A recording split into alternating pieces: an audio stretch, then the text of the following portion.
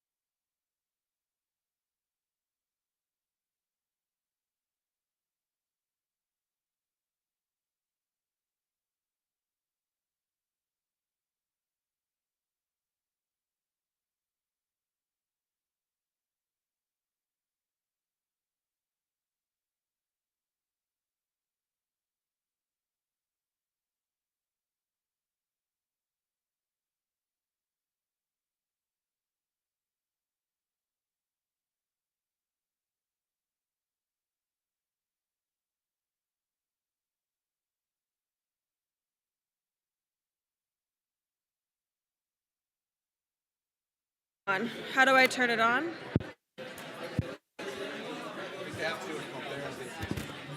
Chelsea, can you tell them that we need Heather? Oh. If everybody could please be seated, we're going to begin in just a moment.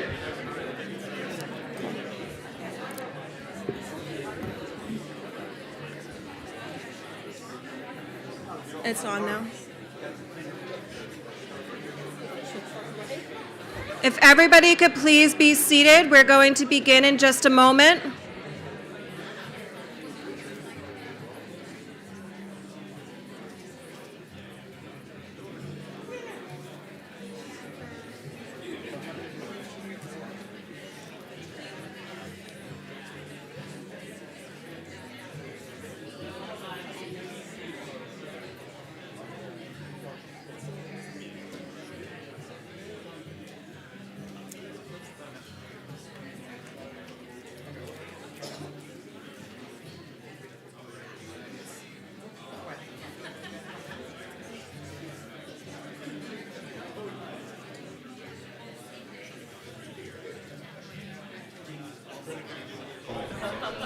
Good morning, everyone. Good morning, everyone. Good morning. Awesome. Thank you. Nothing like planning something called celebration at the end of the year to get a good energy in the room. I am thrilled to be here to welcome you to the closing finale celebration of our 40th anniversary. What a year it has been. We've been able to look at our history, to look at our current programs, and today the focus is on our future. So when I think of the words that are driving what we're going to do today, it is around innovation, impact, and partnership. How do we continue to innovate in our research programs, in our educational programs? How do we strive for the impact that we can have in the world through our graduates, through our work that we do, and how can we have that impact through partnerships? So as we look at our schedule, you're going to hear me rattle on just a little bit today. You will hear some very wise and sage words from our provost and fellow faculty member. And then the panels for this morning will focus on research impact and innovation and education impact through the lens of partnerships. So you'll hear about our work in cybersecurity and privacy and how we have extended through partnership to have an influence in terms of how the public views cybersecurity and privacy challenges, as well as regulatory and legal frameworks for those challenges going forward. And then through looking at education impact, we're going to ask the question, what does it mean for us to create, to enable Khoury students that are not just technically proficient, talented and passionate, everything that they already are, but how do we propel them to be leaders in the field? And how can we do that working with their employers, working through our cross-disciplinary programs, and working through the opportunities that we give them to step up to the leadership challenges of the day. We're going to have an amazing lunch, and through that is going to be a showcase of all of our student groups, undergraduate, graduate, as well as some of our master's students working in research experiences. So you'll be able to network and nibble at the same time and just get to meet and interact with these terrific students. After that, all of you get put to work. We will have 5 breakout groups where you'll be able to join like-minded and different-minded colleagues and partners to talk about Khoury's future through the lens, again, of research, education, and impact through partnership. We will come back at the end of the day. Our closing plenary will allow us to hear from those breakout groups. So we'll have some quick pitches from them.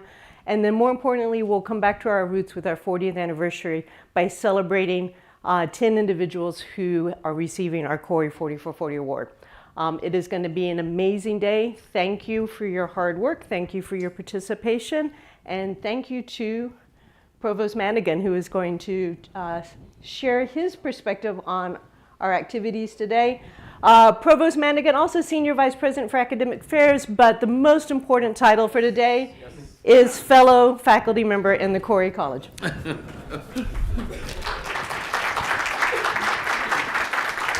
Good morning. Can we take that away? It's terrifying.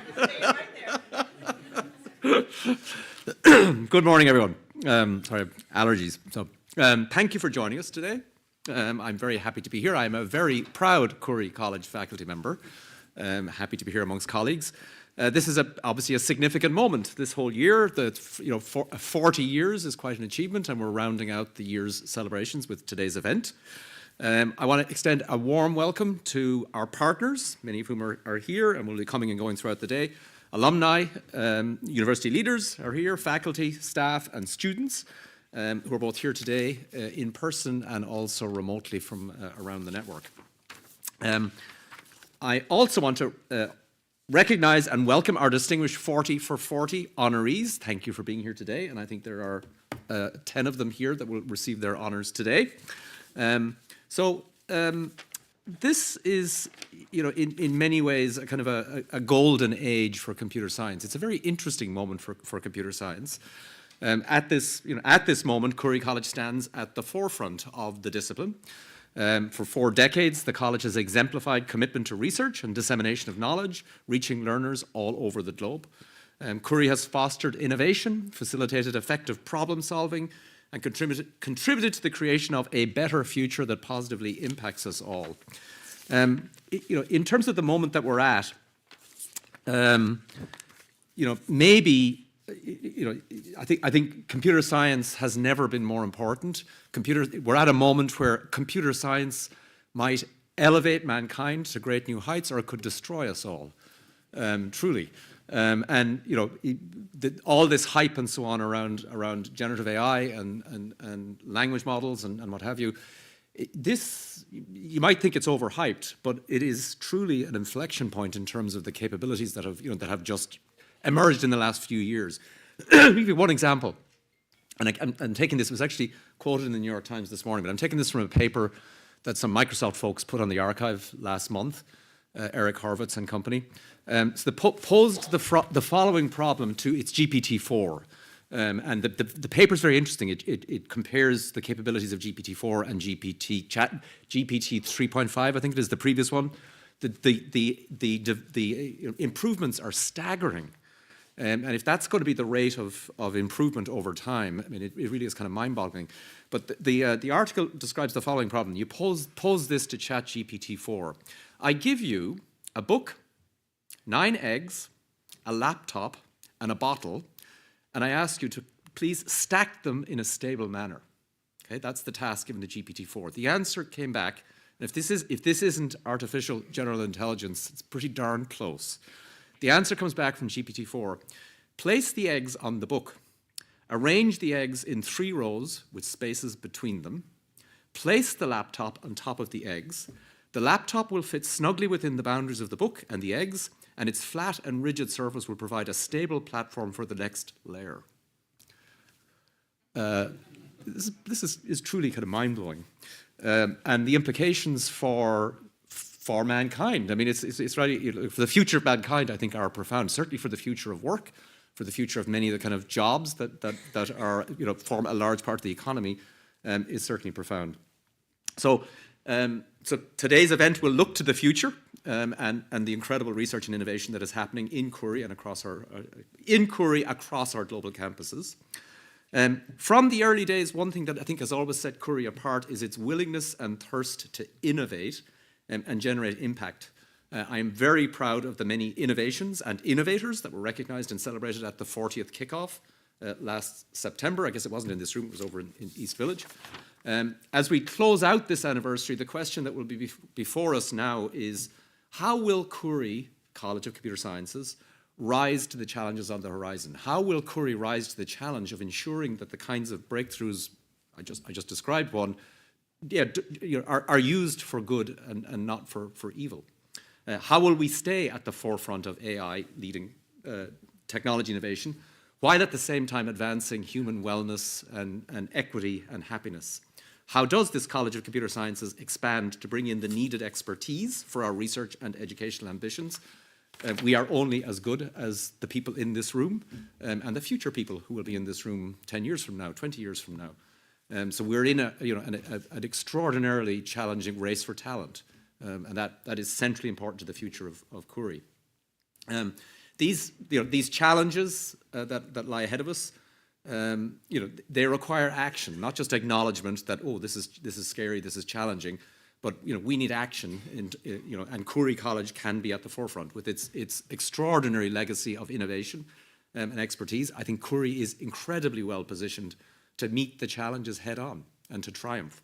I think together we will shape a future that surpasses the last 40 years and drives. Khoury will go from strength to strength and effect truly positive change in the world. Before I conclude, I want to recognize and thank Dean Mynatt, where'd she go? Over there.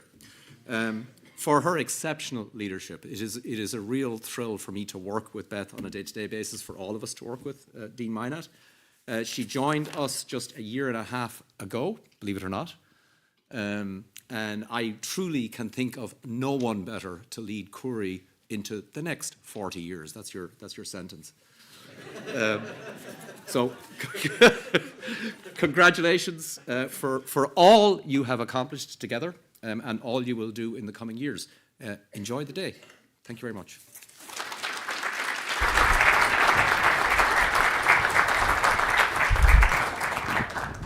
Thank you. I can't tell if my contract just got extended by 35 years. Thank you, Provost Madigan, and David, our fellow faculty member. It is such a delight to celebrate here with you today. As the Provost mentioned, we started in September, launching our 40th anniversary celebration. In that we focused on our history, on the foundation, on the leaders that created us and set us on the unique path that we're on. And what we've done this past year is look at our history, our accomplishments, our current programs as we have literally traveled the world.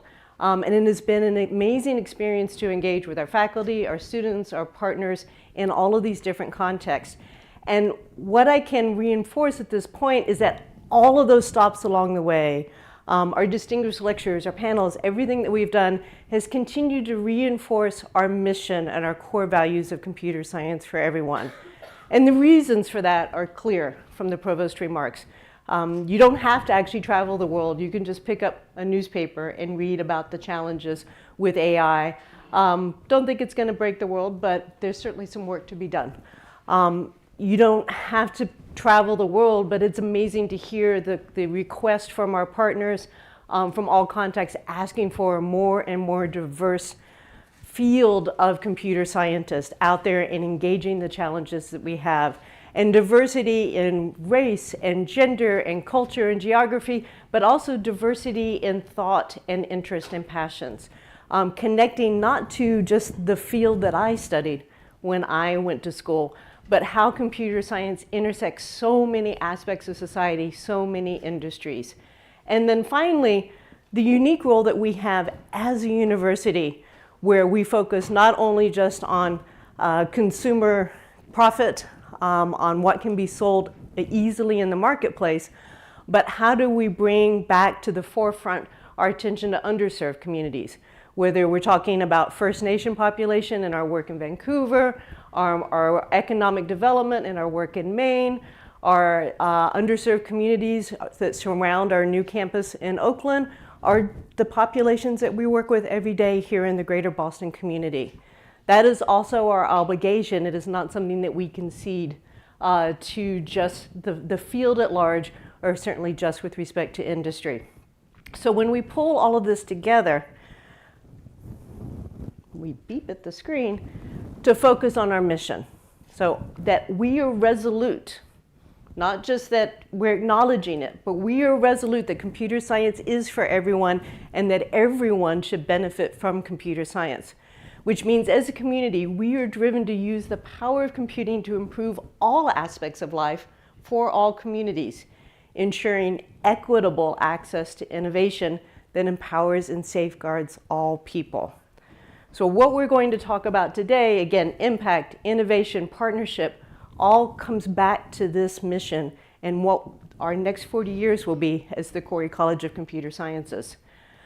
Our strategy, based on the academic plan, focuses on three core pillars that are nevertheless surrounded by our foundation and our commitment to diversity, equity, inclusion, accessibility, and belonging.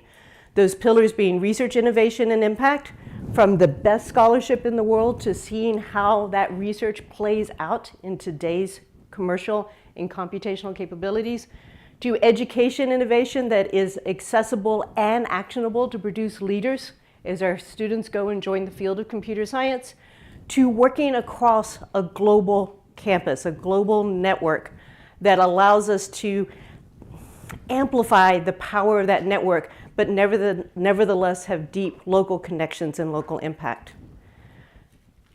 When we start looking at what that means in our data and what we've accomplished and our commitments, we see an amazing commitment to women in technology and a tremendous history here, whether this is our signature Align program, so the percentages of women in this program who identify as women students as they come to us. But what I'm really excited about is also the growing percentage of students who identify as female and non-binary in our first year students as well. This is something that is sorely needed, and what we see in that is a thirst to participate, a thirst to meet the needs of society by wielding the power of computer science. So what does that mean for our students? Well, something that is so powerful for us is our combined majors program that allows our students to connect not only to computer science as a discipline or an industry, but then connecting through all of the other colleges at Northeastern in combined majors that are curated for those needs. Because when we look at diversity, it's not just diversity of the participants, but is the diversity of their engagement, what they learn, what they care about, and how they will take that going forward. And we continue to innovate in our combined majors, for example, starting a new curated major, computer science and law, starting in the fall. This is an incredibly powerful mechanism, set of capabilities that our students tap into. You know that our co-op program is incredibly popular with our students. Number one reason that students may cite coming to Northeastern, which you may not know is quickly essentially tied to number one. Number two is our combined majors, because our students want to wield the power of computer science across society and across industries, and we are standout in the nation and in the world to accomplish that. When you look at this foundation, what is brilliant to see is how our faculty mirror this commitment to interdisciplinary. That we have 40 faculty that have joint appointments, that their appointment itself is arranged, that they are teaching and doing research, spanning the colleges, spanning the disciplines, spanning the students that they are able to engage with on a daily basis. This again is standout in the nation and is so powerful for what we're able to achieve. This foundation is in combination or in sync with our core computer science areas in Khoury College.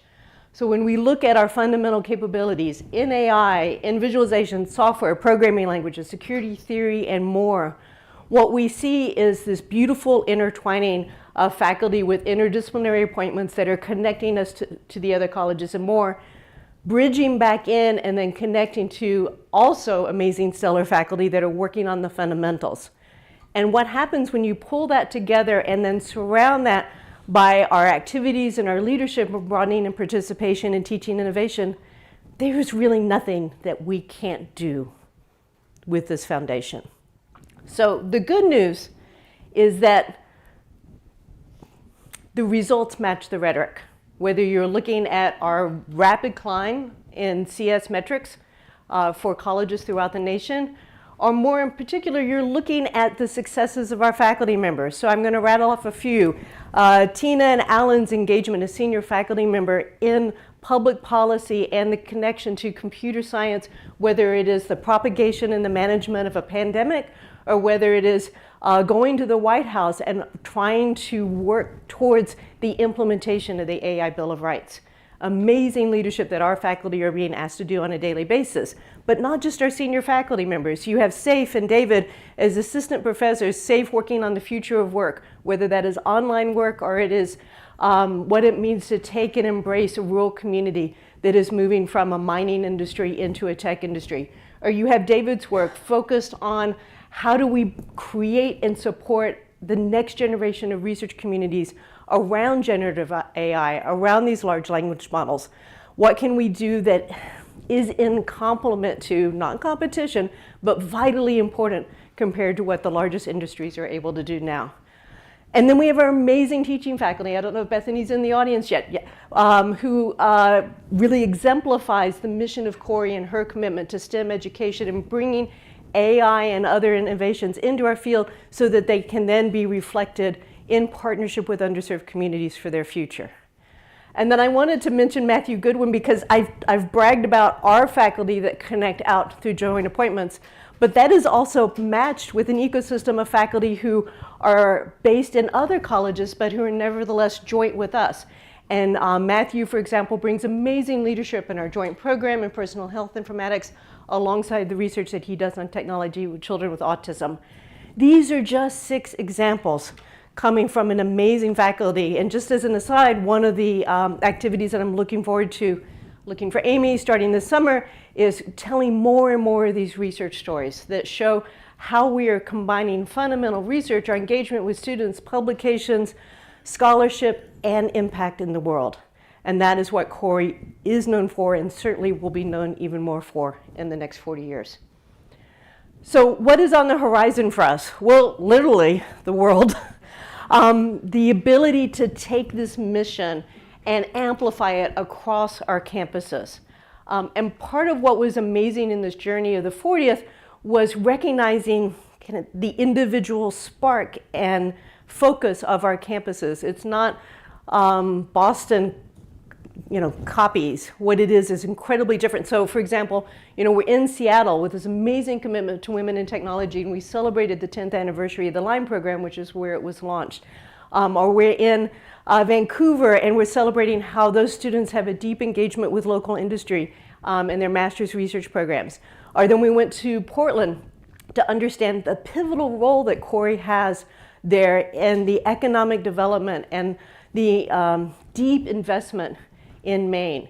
And then we go to London, and it was just sheer fun, but the exuberance of being around a bunch of 18-year-olds, many of whom had probably never even left the country before, but now they're in London and just having an amazing time. They're also wicked table tennis players. That type of excitement, again, is something that no other college of computer science, computing, whatever you want to call it, has to offer.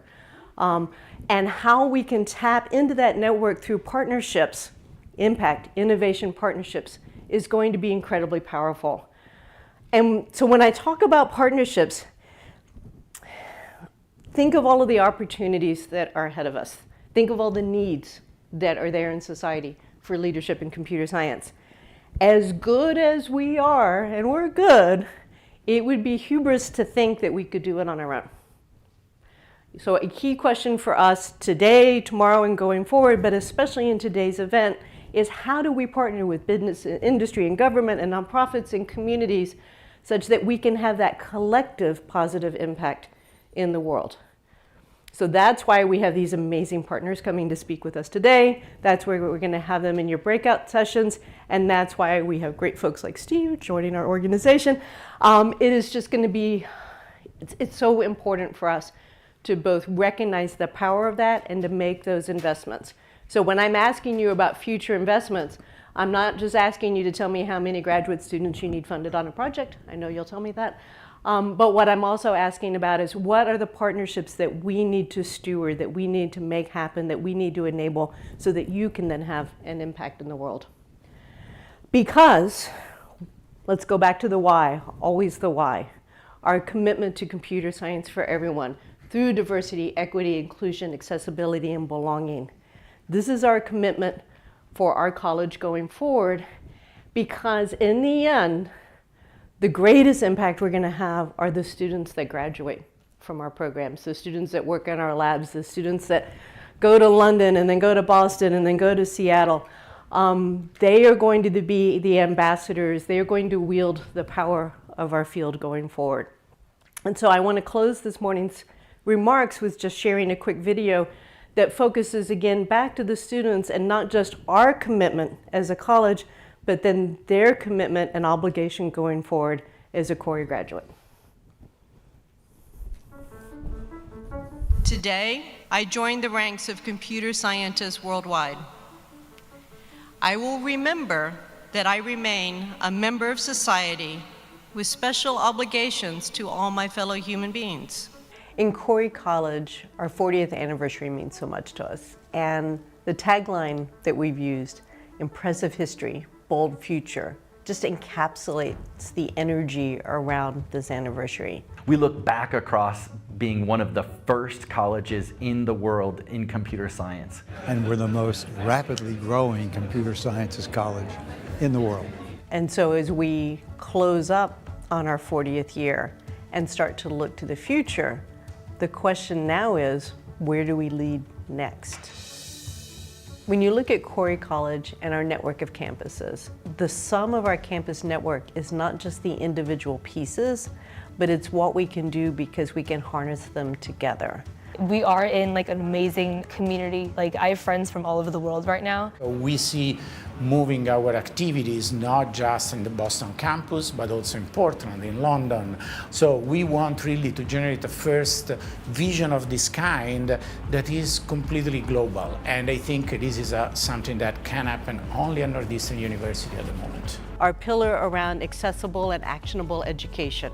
How do we bring people into this field? You don't have to, quote, just be a computer scientist, but you can be focused on the needs of healthcare, the needs of education, or the needs of climate, and find a way that you wield computer science to make an impact in the world. The continued invention of our combined majors allows us to interleave the study of computer science in so many disciplines and so many industries, such that we produce leaders from Khoury in so many sectors of society. A student came to me after one of these presentations and said, please let me be a data science and design major, and we're going to make that happen. So this is really about you and your opportunities and how you want to change the world. Our programs are accessible, but we also want them to be relevant. And what I mean by that is for individuals to be able to see how their interests can connect with creating new solutions, new approaches, new work out in the world to be able to have that impact in the world. We're making a commitment that computer science is for everyone,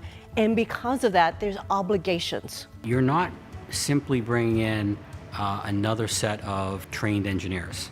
You're bringing in a set of folks that have a different set of perspective, a different set of experiences. They bring a fresh understanding to how to look at a problem. By engaging folks that are coming from very diverse backgrounds, you're just simply going to approach problem solving differently, better. That's why it's important. Leadership was about not just identifying opportunities for yourself, but creating those opportunities for others. We want to help others, right? And so as we help ourselves, like how do you help others? And our commitment to research innovation recognizes that when you look at challenging healthcare needs, or when you understand the role that computing can play in climate justice, that we're going to innovate in so many unexpected ways. Technology is developing at a really rapid pace, which is excellent. There's so much innovation happening right now. And I think that within academia, we have a real responsibility and an opportunity to think critically about the innovations that are happening and thinking if there's ways that we can make them more equitable and more accessible and safer for all individuals of varying levels of ability. Our folks are changing the world by challenging the status quo and embracing our values of computer science for everyone and ensuring equity and fairness. Those of us in data visualization are excited with the college to keep pushing the envelope and doing novel research, but doing it in new ways and getting the best experts in the field, as well as revolutionizing visualization through the other areas across the college. What makes us special is those sheer acts of creation are coupled with profound needs in society. We're empowering the next generation. Khoury College at Northeastern has the potential to create the most diverse, the most courageous, and really the most prepared graduates to be able to tackle the challenges of our field. My hope is when we have the 50th anniversary or the 60th anniversary of Khoury College, folks will be able to look back at the decisions we're making today and to see how we propelled the college forward to lead in principled and innovative ways. And that is going to be so powerful for our bold future. Today, I join the ranks of computer scientists worldwide. I'll remember that I remain a member of society with special obligations to all my fellow human beings. I will design and build computing systems that enhance the quality of daily life for individuals and for society. I will protect the dignity of users and others affected by computing systems, respecting the diversity of all cultures, and safeguarding against threats to health and safety. I will respect the privacy and rights of all people and recognize the special role I have in judiciously collecting, storing, and using their information, and creating systems that aim to shape their behavior. I will work for fair wages, honorably guarding my reputation and my colleagues in our work practices, while respecting the intellectual contributions of others. I will improve the public understanding of computing and its consequences. May I always act so as to preserve the finest traditions of my field, and I may long experience the joy of inventing the future through my endeavors.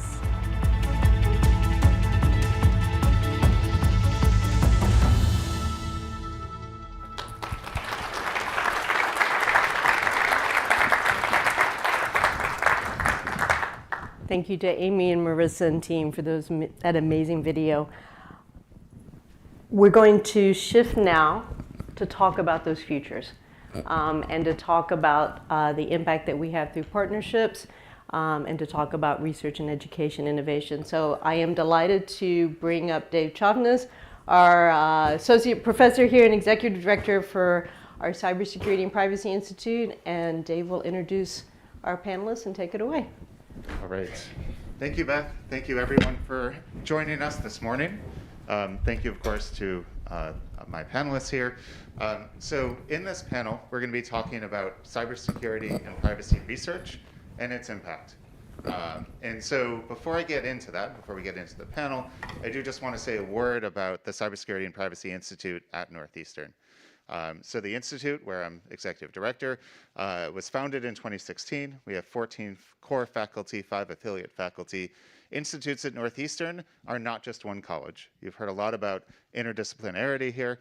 That's exactly what institutes were created for. So we span Khoury College, College of Engineering, School of Law, and the College of Arts, Media, and Design. And we continue to grow. So our mission, as you can imagine, is to safeguard today's computer systems. We have expertise in a wide range of areas: traditional computer security, software, firmware, networks. We've also done extensive work in cryptography, but also we're addressing today's emerging threats. We're talking about data privacy, how algorithms are exploiting data and potentially using them in ways that are harmful to society. You already heard about artificial intelligence and how great it is. Of course, these are also targets for attack and manipulation, and these are areas where we also have a focus. Just to brag a little bit about the Institute, you already heard about some of the impact Khoury has had in general. We have attracted very large National Science Foundation grants, things like an online observatory to be able to see what people see online when they interact with the large companies that collect and use our data. Also a National Science Foundation Secure and Trustworthy Computing $10 million Frontiers grant to protect data privacy online. And our faculty and students have won awards in competitions, DARPA Spectrum Challenges, CTFs, and so forth.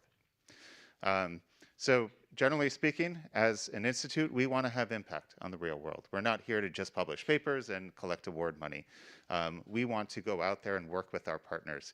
That means working with industry partners, working with policymakers, working with journalists, and getting our research into the hands of those who can actually use it to affect change.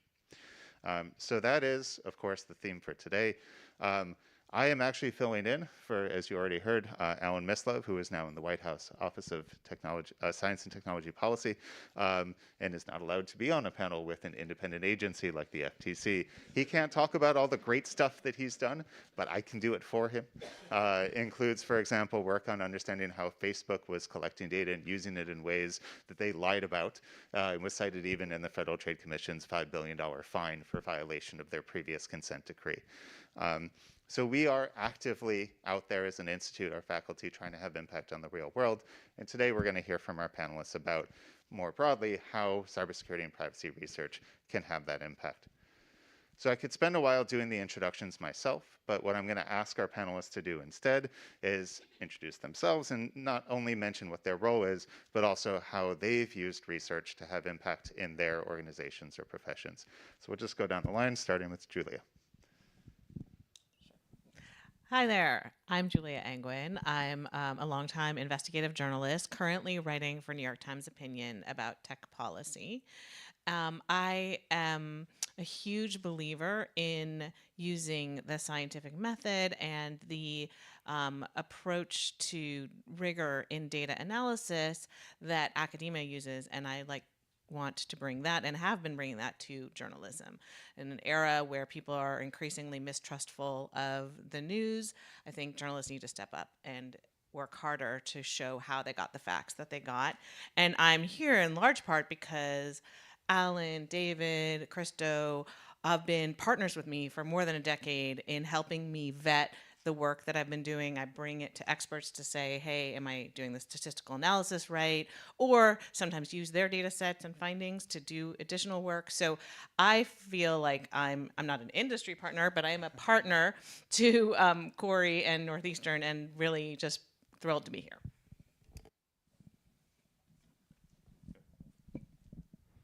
Hi, everyone. So I'm Daniel Dubois, and I'm a research scientist in the Khoury College for the last 6 years. And well, I'm not an industry partner, but I do very impactful research. And I work on Internet of Things, and I do security and privacy research on that.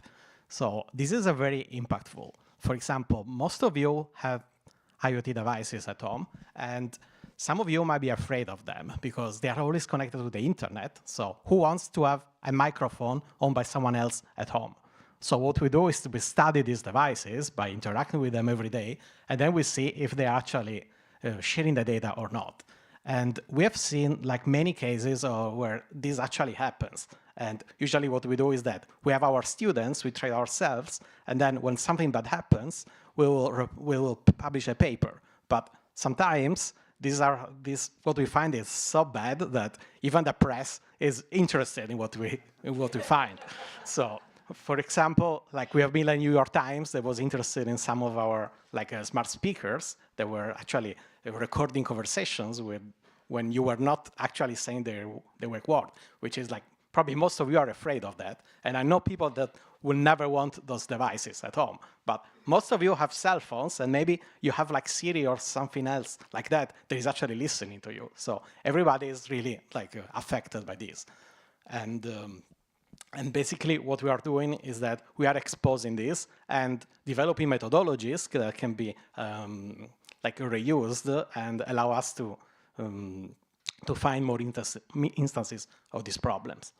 What we have seen is that other companies, like for example Consumer Report, like consumer advocacy organizations, are interested in our works, and they even offer some grants for us to work with them so that we can help her and share our methodology with them. And during one of my travels in Italy, where I'm from, the privacy agency of Italy actually wanted to meet with me and my research group to talk about that, because a lot of these devices, by sharing data, intentionally or not, are violating privacy laws, which are very strict in some places. And we are working with them to help them detect cases like these. Hi, everyone. My name is Stephanie Nguyen. I'm the Chief Technologist for the U.S. Federal Trade Commission. I'm also compelled to say I'm not an industry partner. I'm a federal government employee. Really excited to be here, just so inspired by the words from this morning, all of you, many familiar faces of having seen, read, invited many of you to come talk at the FTC, because we also believe in research for impact, research for help for instilling confidence in our attorneys on what we're learning, what is the most cutting edge research on topics that have just been mentioned here.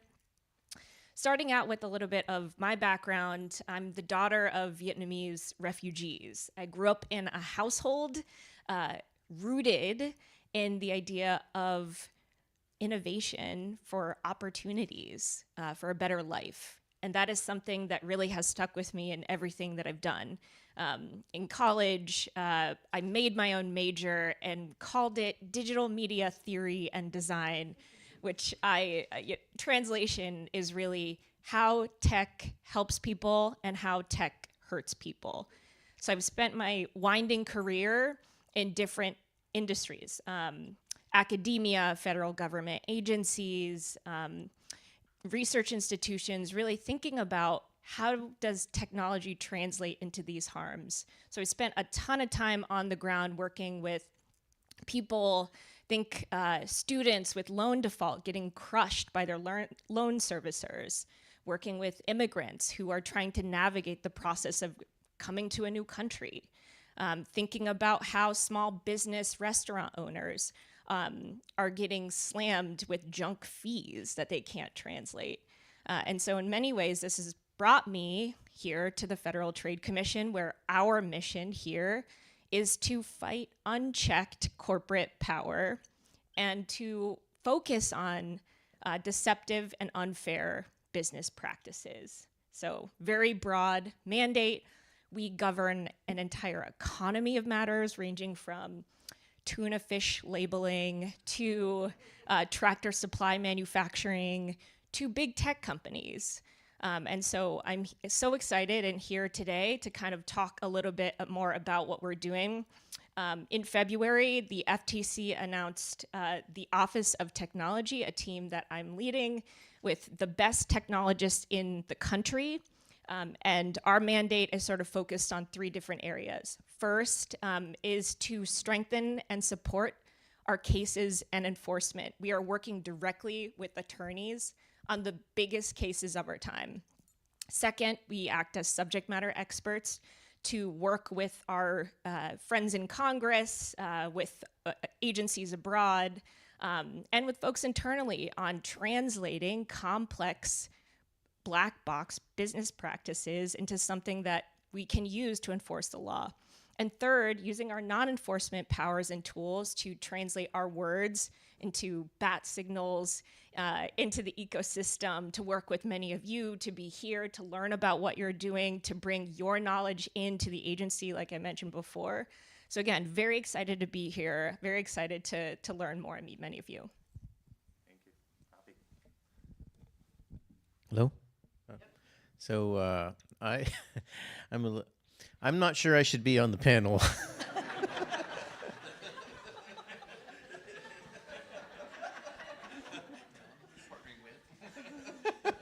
I've been I've been an academic, a researcher in cryptography for the past few years, and I think my ticket here is that last year I saw an opportunity to take one of my papers, algorithms that I'd worked on, actually with students that have just graduated. All 4 of them now on the paper have graduated. These were my first set of students here at Northeastern. So that set of papers, speaking to what they accomplished, they help, exactly with the mission that you just saw the students on the video say, enhance the dignity and protect the privacy of users.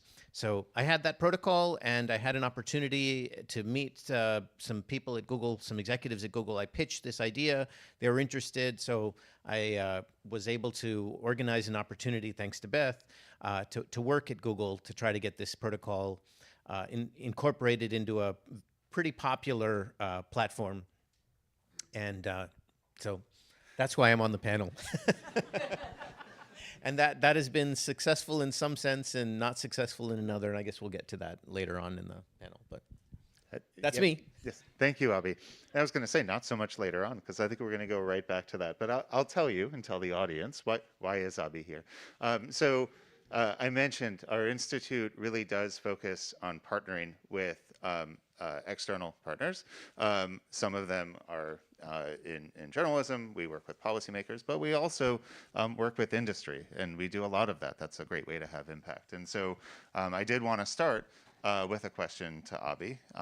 There's a lot of us in academia who just do write papers, and it doesn't really go anywhere else. And so my question to you is sort of how did you find yourself coming across this opportunity, which you talked about a little bit, to work with a large industry partner to take some of your fundamental research and then transfer it into industry, to transfer it into a product? And basically, what has worked well with that? What can we learn as researchers in terms of how we can translate our research into products? So how did it happen? I think it was luck favors the prepared. So I was just giving talks and somehow encountered the right people And you know, the executives at large companies, they're all curious intellectuals who also have a responsibility, like a big responsibility. So somehow that struck a note with the sponsor of this work that I'm on right now. I had a good relationship with that person, and they sponsored essentially the projects that I'm working on. Now, what have I learned? Is that the second part of it? Sort of, what has worked well in terms of being able to have impact, to go beyond just the paper? So what has worked well? So just being present, you know, being in the room where discussions are happening and being able to put a perspective, I would say that's the most successful thing I've done. The technical work is, you know, you get the resources of a large company and the engineers and sort of that works really well. But then, you know, the thing that I've learned is essentially most of these endeavors are basically bound to fail. You know, academic work, like my work especially, I won't speak for other academics.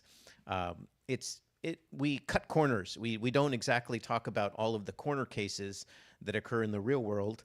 And, you know, just to give you a sense, like, you know, a 1%, you know, with 1% users having a problem, that's enormous. But, you know, even 10 basis points or even 1 basis point of a user, like 0.001% of the people who are on this platform, if they have an issue, that's basically causing an error every second, more than an error every second of the day, and they're, you know, there's really no way for them to recover from these things. So you have to handle all of these special cases, and those are things that people like myself aren't even aware of until you get into the setting of basically understanding how, you know, big organizations deal with these things. I don't know if that's a good answer. But. It sounds like you've learned a lot along the way. I have learned a lot. And I think positively, I've had some influence. My project has gone up and down and up, and now it's on the upswing again. Hopefully it succeeds and, you know, gets launched. But yes, I've learned a lot about how the world works. So. All right, well, hopefully you will be able to tell us about it sometime soon. I guess that means it wasn't announced at Google I/O, yeah? Oh, actually, yes. If you go back and listen to 2 words that both Sundar and James Manika said, they said words that I've had influence on. So that's kind of cool too. Awesome. 2 words, maybe next year 3. Awesome. Maybe a demo next year. Yeah. All right. Thanks, Abhi. So, Stephanie, I want to switch to you next. So, as you mentioned, the agency has a broad mandate when it comes to consumer protection, and specifically the focus of this panel is cybersecurity and privacy, which is deeply enmeshed in nearly every aspect of our digital lives these days. So, given that broad area, what are priority areas for the agency in terms of enforcement where researchers are likely to have the most impact? Such a great question. I'm going to kind of translate what you're saying into how a lot of folks on our team think about our work, which is, what is the problem we are solving? Always starting with the problem. What is hurting people on the ground, real people in communities today that you know? What is something that you can translate to the people in your life? Sometimes those harms may not be felt immediately, right? Sometimes they're like way upstream in the process, so they're not quite there yet. But in terms of how we view problems, the first problem that I want to talk about is the fact that, again, my background is in design. Design is inextricable from the business models that it is attached to. Design cannot be viewed as just a pattern alone that is good or bad. You must understand the context for which it is used. I know there's been cutting edge research from Northeastern on this exact topic. But with our cases, for example, we had recent cases, GoodRx and BetterHelp, which is 2 healthcare platforms. And the case involved data collection through the use of pixel tracking. And it was unknowingly to the users, shared to third-party actors, companies, sensitive data involving their health. And so things like this do not happen by accident. So just something to keep in mind. The second sort of area that we focus on is looking at the default. there are choices made in every single product that we use, whether it is observable to a human or whether it is a back-end system architecture design item. And so defaults, again, are often optimized for companies as opposed to the humans that may use that system or product. And so looking to a case that the FTC came out with, our staff worked on Fortnite, you may have heard of it. There was a default setting that was on by default that collected audio data from kids, potentially leading them to health harm, sexual harassment, real life harms, given that there's so many people on the platform. And then third is sort of a big picture one, again, may not be felt immediately, but there are potentially seismic shifts that are occurring in our economy. We just put out a request for information on cloud computing. This is an example of that, where there may be single points of failure in a system that essentially is underpinning much of our economy. Think transportation, think national security, think healthcare. So this is an area of interest that we are tracking, both in terms of security vulnerabilities and how companies are creating defaults to optimize for that. And then secondly, the impacts of market power. What happens when there are a few actors in the market who are sustaining an industry? So these are questions that we are asking to the public. We are early in the process and really trying to gather the brightest, folks who are working on this topic to help shape our thinking on this work. Great, thank you so much. So moving down the line, Daniel, you were for a year a Consumer Reports Digital Labs Fellow, so Consumer Reports, which is an organization many of you may know about if you're my age. They were, the little magazines at the checkout counter for products, physical products. But increasingly, the products we interact with today are digital in nature. So Consumer Reports has established a digital lab. Daniel was one of the original fellows of that lab to help them come into the digital age. So my question to you, Daniel, is how has your work with a consumer advocacy organization like Consumer Reports helped translate some of your research from academia into impact in the real world?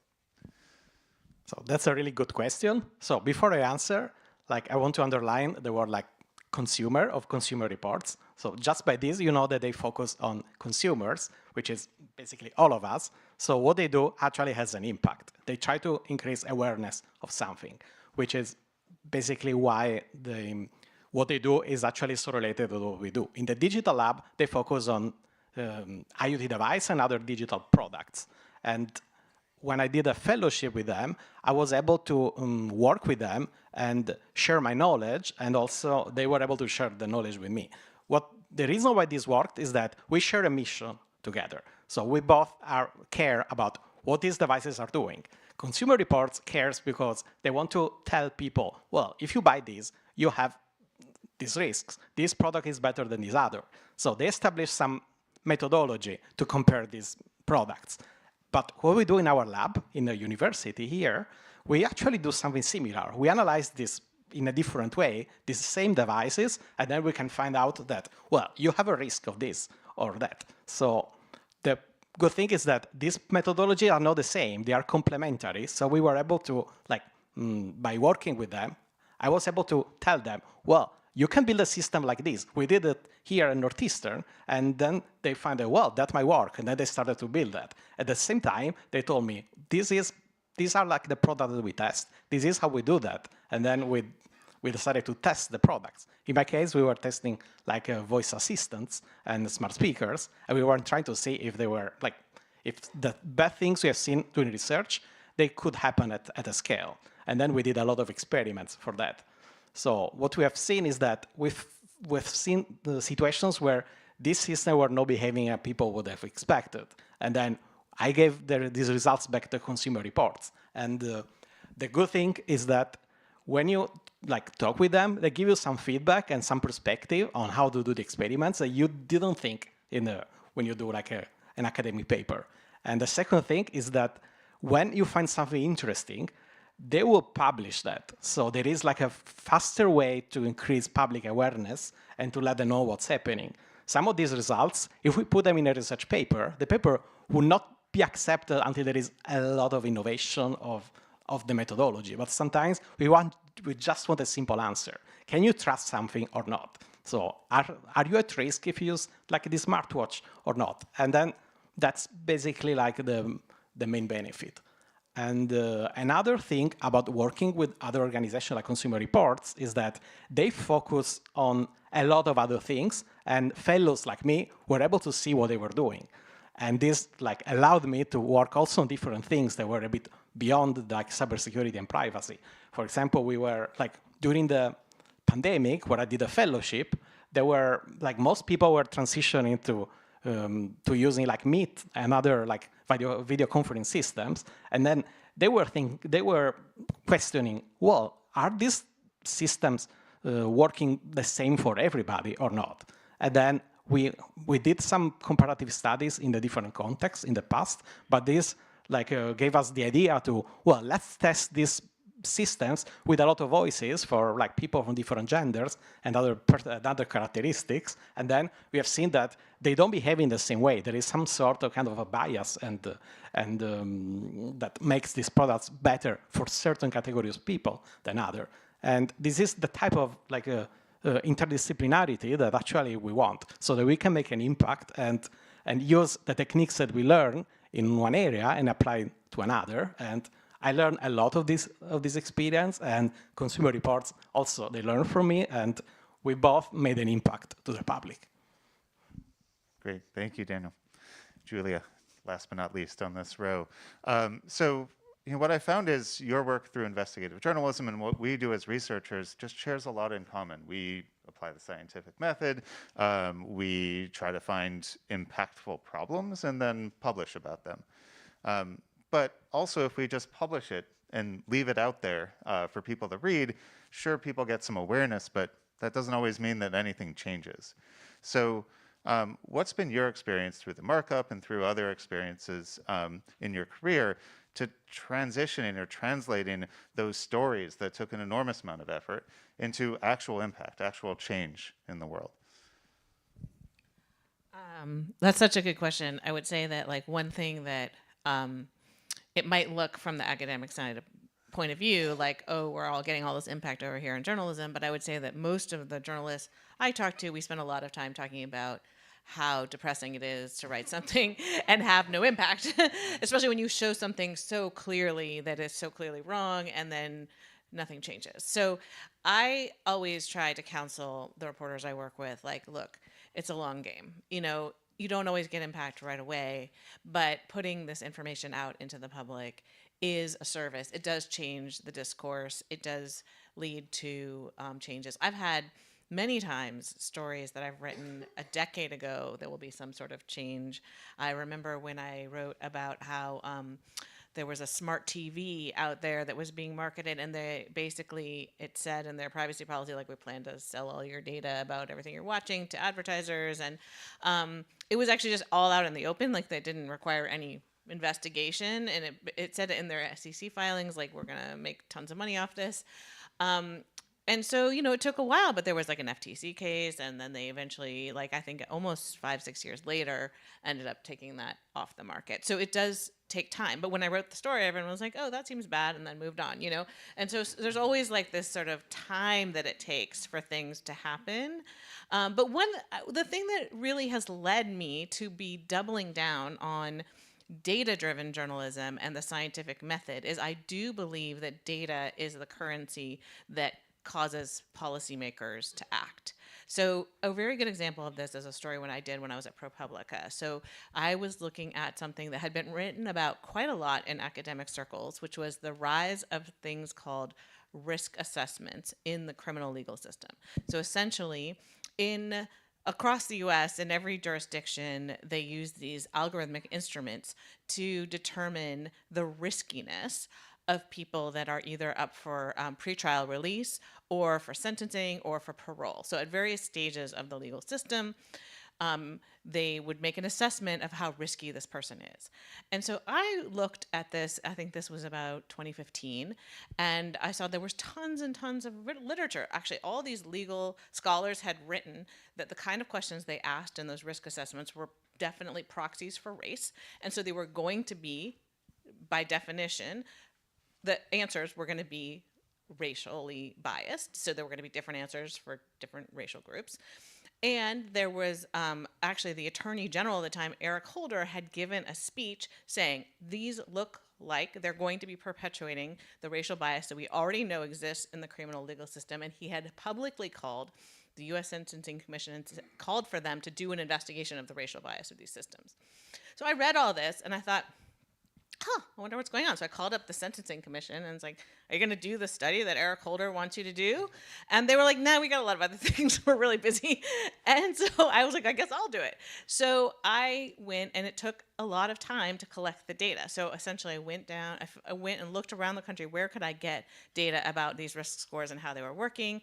I found that, if you guys don't know this, Florida has the best open records laws. So I went to Florida, got all the risk scores in a jurisdiction there that had been assigned to every defendant over a 2-year period, got that data, looked at it, and realized the only way I was going to be able to assess the fairness of it was to see whether those people had gone on to commit the crime that they were predicted to commit, right? So basically this score aimed to say, in the next 2 years, you will go on to commit a future crime, which is a little crazy, by the way.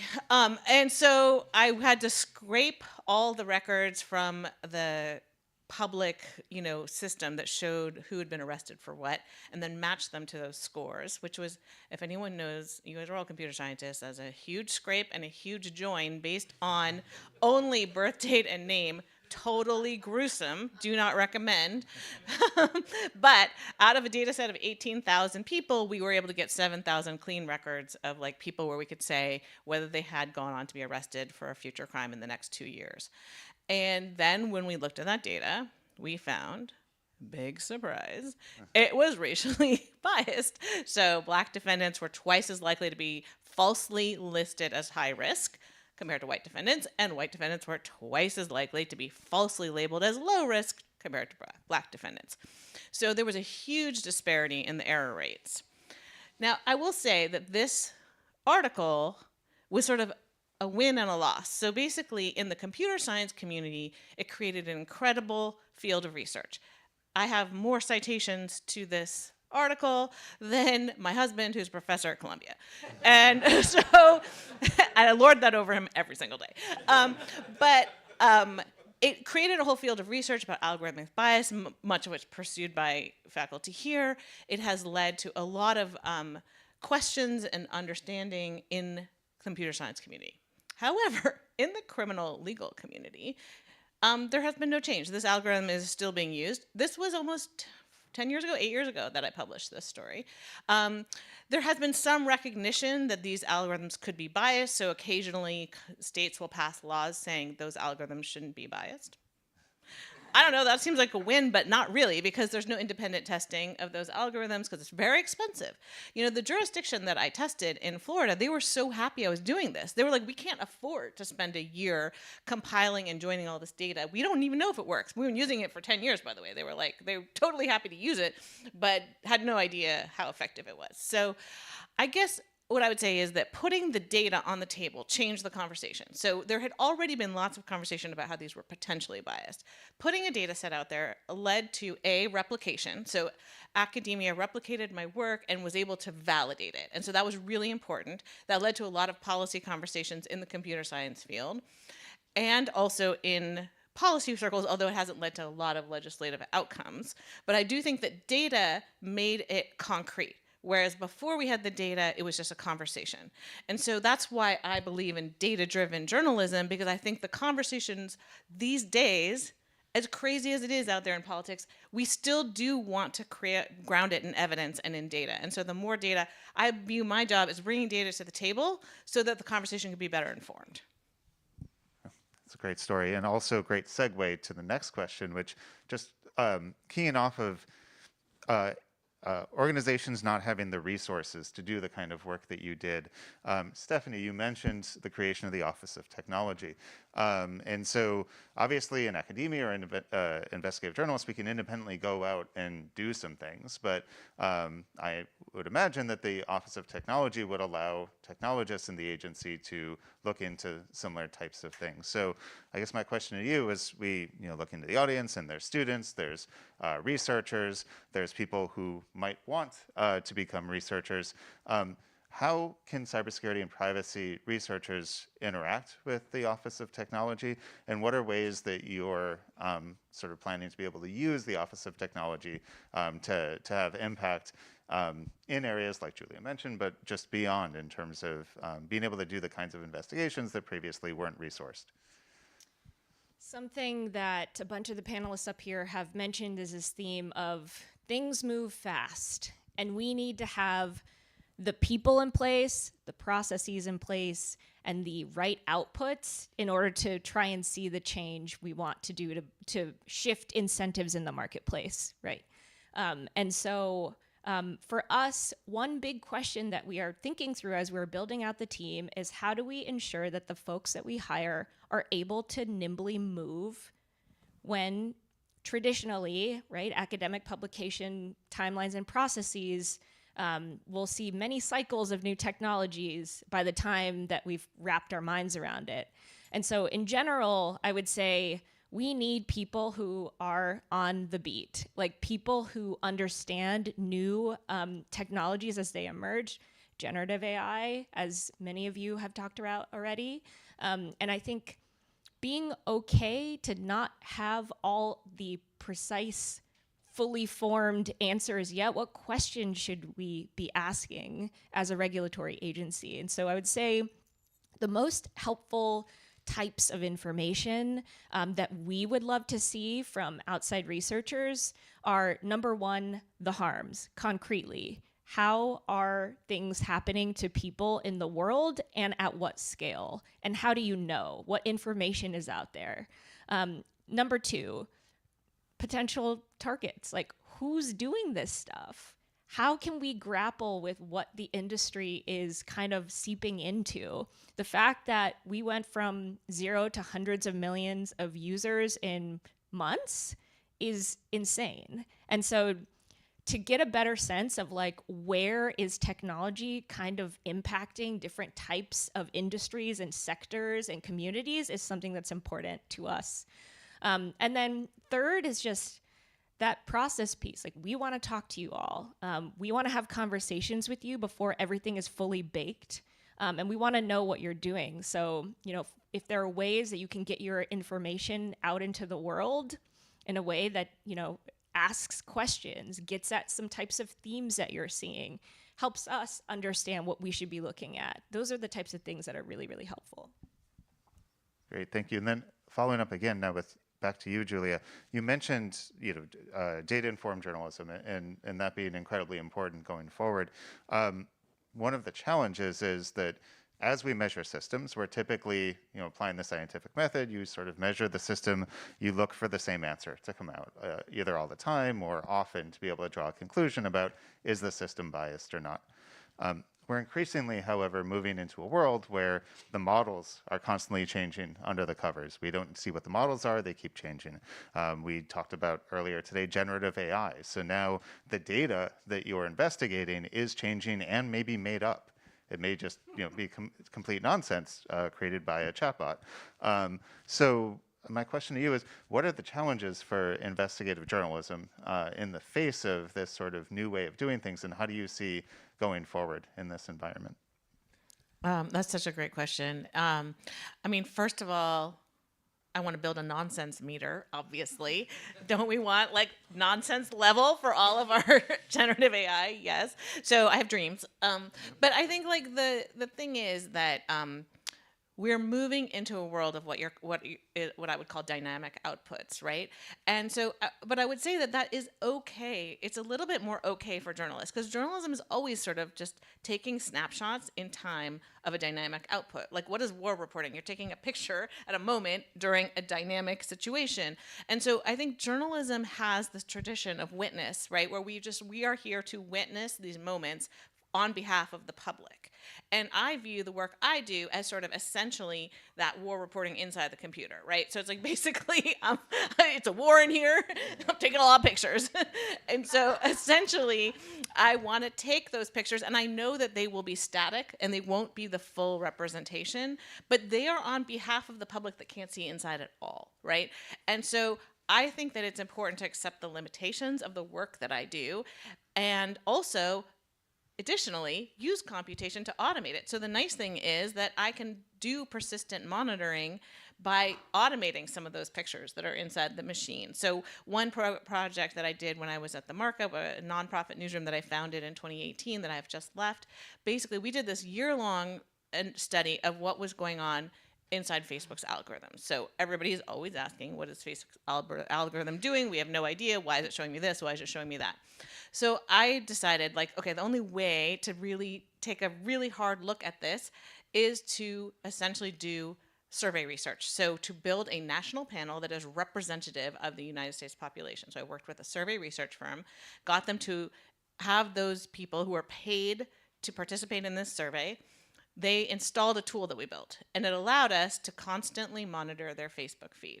What we did was, just in case you're panicking about privacy, we stripped out all the identifying details before we even could see the data. So we had an automatic process of redaction, so we couldn't even technically access the data until all information was reviewed about them, their friends, etc. But they had self-identified to us with age, gender, geographic location, race, and political affiliation. So we had this nice ability to say, like, Trump voters are getting, for instance, prior to January 6th, Trump voters are getting recommended a lot of political groups that are organizing an event on January 6th at the Capitol. And so we could look back retrospectively and be like, that was interesting, because Mark Zuckerberg had testified in Congress just 2 months earlier saying, during the election period, the sacred time, we will not recommend political groups to our users. And actually, that was not true. And we could show that it was disproportionately happening to Trump voters, right? Not to the Biden voters. And so we had this persistent monitoring system running for about 18 months. And it was called the Citizen Browser Project. You can look it up on the markup.org. And we broke tons and tons of stories about the Facebook algorithm and what it was doing. And so I do think that automation and computation actually can serve journalists too, to help them be the war reporters inside the machine. Great, thanks so much. And I would be remiss if I didn't mention that project was sort of inspiration in part for our National Internet Observatory project here at Northeastern, where we are installing software that will monitor what our participants see online, on their web browsers, on their mobile devices, so then we could see what Facebook and many other companies are doing, and make this data available to other researchers. So, I'm very excited about that project, and I would like my hands on that data as soon as possible. Yeah. All right, so we are getting close to the end of our time, so I want to move to just some final thoughts. So I'm just going to pose this question. If you had just one thing, and just one, because we're running out of time, that you could give in terms of advice to our students, our researchers, anyone who would like to have impact, take their cybersecurity and privacy research and turn it into impact, what would it be? And I'm going to start all the way on that end with Abi. I know, unfair. The person with the least impact among all the people on the panel. What is my advice? I don't know, seize the moment, I guess. Carpe diem. Okay. Stephanie.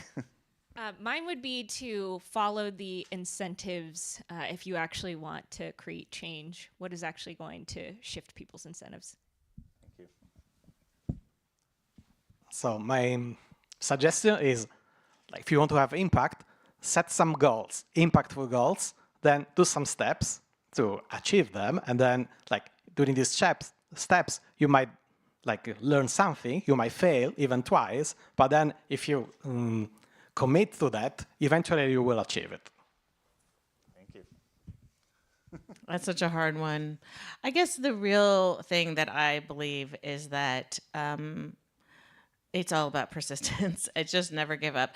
The reality is that all the problems that we face are really large, but even the small bite that you personally are taking out of it is progress and step along the way. And so take that. If all you can afford to do is you can't afford to do a full national panel, do a small panel, like whatever, do something small, because every way that you roll the ball forward is still progress. Keep pushing that rock up the hill. Sisyphus is my personal hero. So with that, I'd like to thank these wonderful panelists for a really engaging discussion.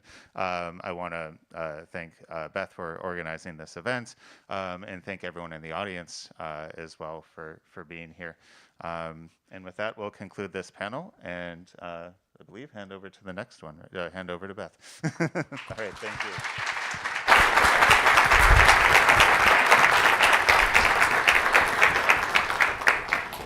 That was terrific. Thank you so much. I do think I feel I need the need to clarify that I think industry partner was interpreted as someone writing a check, and we will be glad to take checks.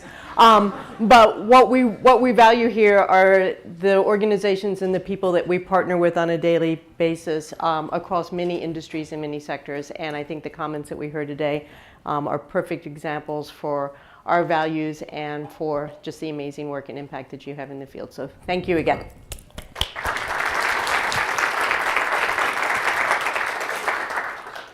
Without break, hang in there. We're going to go to our next panel.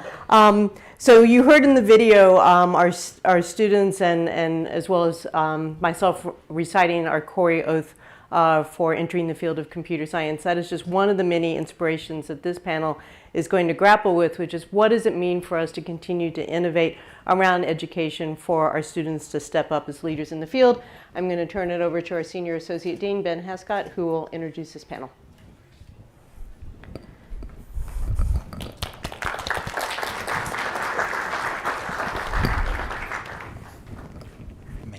Least impactful, really. James, I'm after me. You're not matching in. Next. Oh, sorry. So as Beth was mentioning, one of the things that, well, actually Provost Madigan said early this morning was, it's hard for me to sit, so I'll try. One of the things that Provost Madigan said earlier today was we're at a crossroads, right? That we've got a pivotal moment. And so some of us that have been in technology forever have seen sort of some of these pivotal moments through things like the internet. But generative AI really is moving us in a direction that we're not sure where it's going to go. And so one of the things that Beth has talked about quite a bit is around sort of the leadership of our students and accessible and actionable sort of education. And so as we look to the 40th as this pivotal moment for the future, we're looking at how do we train up leaders that are in that space, and leaders to the actionable part to make sure that we can actually do good in the world, but accessible to make sure that we're actually making sure it actually is an impact for everyone and what that looks like. So for this panel, we're going to sort of break it into a couple pieces around sort of the importance of diversity and how diversity is important for us to be able to sort of make leaders in the world in the right way. And then also around ethics. And of course, we're sticking James right in the middle as our student, as he can respond to some of these things as well. So with that, I'm going to have Angela introduce herself. Tell us a little bit about your work, the work that you've been doing inside of sort of diversity, sort of the work that you've done with some of the things within Khoury and Northeastern, and broadly around this sort of idea of, you know, diversity, experiential education, sort of how partners in industry, like education, can work together. Thanks, Ben. I don't know if this is... it might have turned off. Perfect. Thank you for having me today. I'm so honored. It's been such a great joy to listen to all the stories. And I'm Angela Harper. I work at UKG. I think the slide might be a little bit wrong, but it's UKG, which is two companies that joined back in 2020 of Ultimate Software and Kronos Group. So many of you here in Boston have heard of Kronos.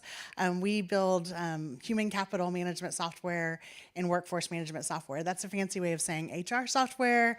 I actually have been there for about a year. I joined joined from Dell Technologies previous to that, and I started working with a line program whenever I was at Dell. It's been a really great partnership because I believe, you know, my one of the challenges that I have is hiring great rock stars in computer science, and I know that finding those great rock stars are places, all different kinds of places, so not the usual places. So whenever I first met Ethan Sellinger here at Align and started getting to know the students, they just brought such a wealth of diversity and just different ways of thinking. I've got to meet some really great students during my time that I was working with them, and now I know we're actually making a considerable more offers at UKG. So like one of the students I met was actually a military vet and a paralegal after she served her time in the military.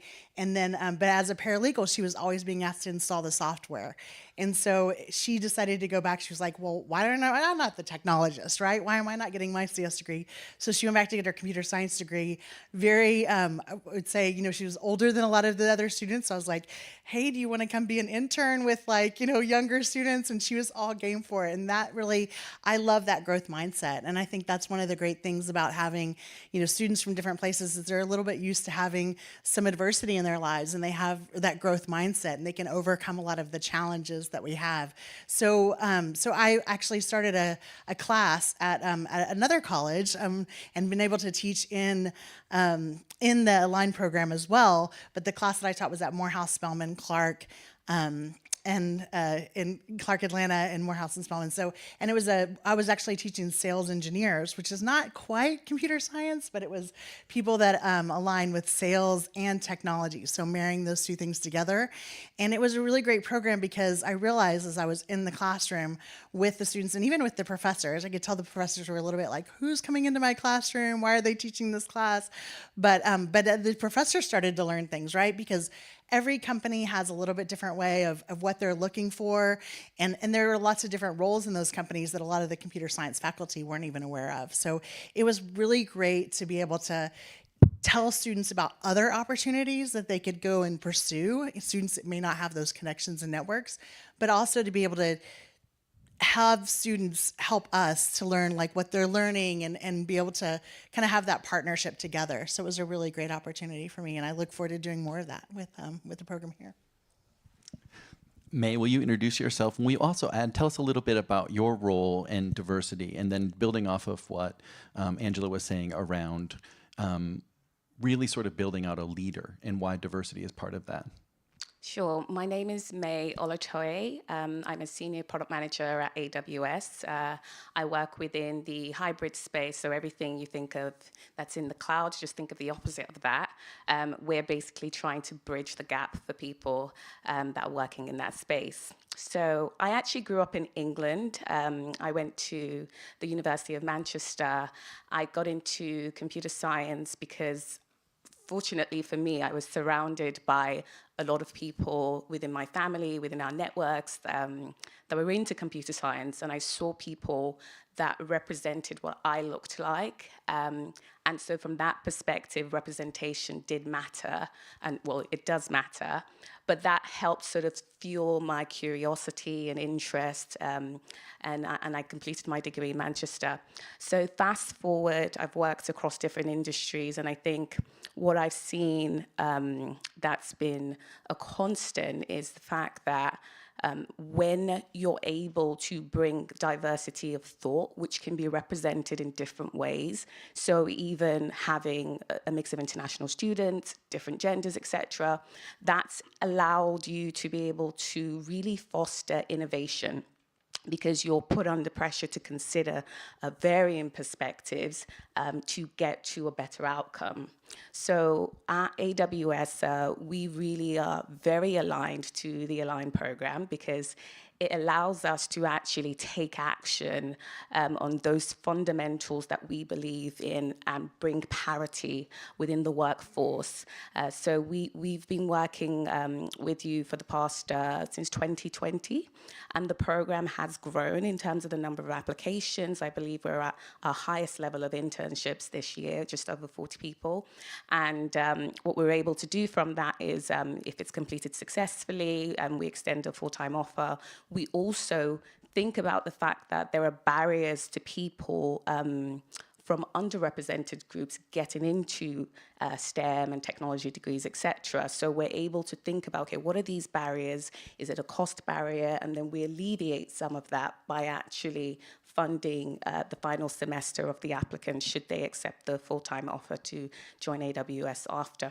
So that's the Align program. I think talking about the broader question about leadership in technology, I would say being able to harness perspective and being able to start from the problem, but being able to harness the perspective of varying individuals and together collaboratively move that forward is an essential skill. It's almost more of a soft skill, right? So you're trying to take the best of everything you know technically, but also trying to merge that with the fact that you have people from varying backgrounds, varying perspectives.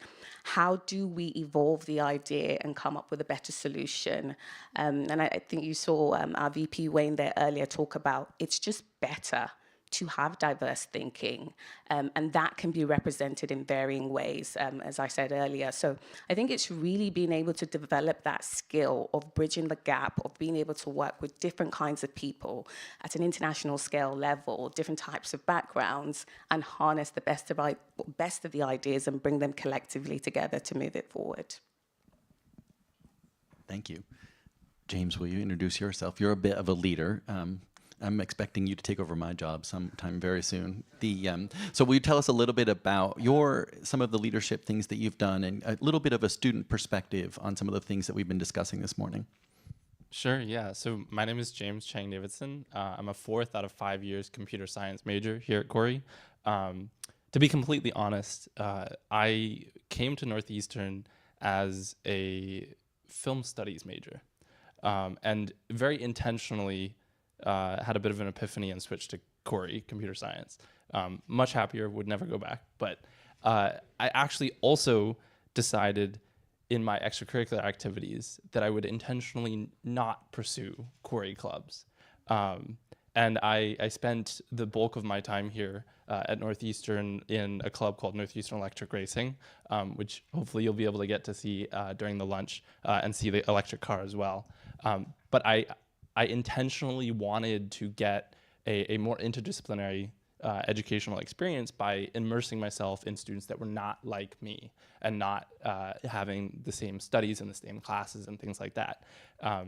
Thankfully, most recently, I've actually been able to come back and work really closely with Dean Fontenot, who's started an initiative to really revamp the supports that Khoury provides to our student organizations. And that's where I sort of come in to help with a student perspective there and putting together a student team so that we can really have it be a collaboration between students and the college to support the pursuits and endeavors that the students are engaging in. But yeah, that's a little snippet. Thank you. Vance, will you introduce yourself? So you teach, you have a joint appointment with Khoury. I'd love you to touch on what that is from the perspective, and also talk a little bit about the work that you've done on some of our ethics modules, some of the ethics training, some of the student work that you've done, but also sort of teaching our students from a perspective as somebody that's in another college. Sure. So I have a joint appointment in philosophy and Khoury. A long time ago, I was a programmer and technical writer at IBM before I went back and got my advanced degree in philosophy. So I'm thrilled to be in a position where I have a foot in both of those worlds, both of those cultures, and I'm getting the opportunity every day to talk with really thoughtful and smart people about some, the word existential gets used a lot, but some of these are existential questions and problems. So I'm going to talk about 4 different things that I do. I'll try to race through this because I know everyone's hungry. The main thing that I do here is I teach a course this is a philosophy course called Technology and Human Values. This is a course that meets a Khoury requirement. So in fact, 90% of the students in the course, even though it's a philosophy course, are actually from Khoury. So the course focuses on ethical questions that arise both in the design and uses of different kinds of technologies, mostly digital technologies, since the students are mostly Khoury students. In fact, today is a class day. I told my students they could take today off, but they were welcome to come here if they wanted to or watch online. Okay, that's thing number one. Thing number two, actually, thanks in part to Christo, who was part of a group that won a Mozilla Foundation grant in 2018 and 2019. I'm one of a couple of faculty who design what are called ethics modules, and these are particular topic-based ethical modules for specific Khoury courses. No one claims that in 1 or 2 class visits that you can transform someone, but what we do and seek to do in the modules is to introduce students, say in a cybersecurity course, to a way of thinking about privacy or a way of thinking about responsible disclosure of vulnerabilities. Or in a robotic systems course, thinking about, well, what is the value of care? So if we're moving into a world where more people may receive some sort of care from automated agents, what are the components of care that we don't think can be replaced by humans? And what are the ones that we do? And how does that affect the way that we think about systems of design? The third thing is a CS Ethics and Research Award. There were 4 students who won that award this past year. They spent the year meeting with me, Lainey Strange, and Mika Magnani, just to train up in learning about different ways of analyzing some of the ethics of technology questions. They then went to the Grace Hopper Conference last September, where they got to meet a lot of great people and network, and formulate a research project that each of them wanted to do independently to address some particular ethical question that they had related to a digital technology. And then the fourth thing is on the horizon. So we've been in conversations with you, as you know, and with Dean Beth about ways of embedding the teaching of ethical concepts more fundamentally, even at the beginning programming levels. So not just at the intermediate and upper level courses as a sort of one-off module, but really threading those concepts and those skills throughout the lower, so-called lower levels of the curriculum. Thank you. Christo, you're last, but will you tell us a little bit about your background, both as the leader of the cybersecurity undergraduate, sort of looking at, or future looking, your leadership over our undergraduate programs. And just tell us a little bit about some of that. Yeah, so I'm Christo Wilson, single appointment in Khoury. I'm the director of our Bachelor's in Cybersecurity program. And as Vance mentioned, I helped kickstart this effort to integrate ethics modules throughout Khoury's undergraduate curriculum. So, you know, I'm so grateful that Vance and Mika and other faculty who we've had been fortunately able to hire have continued this effort forward of integrating these modules. And I'm really looking forward to expanding that, as Vance said, more into our introductory classes, but just more broadly throughout the entire curriculum.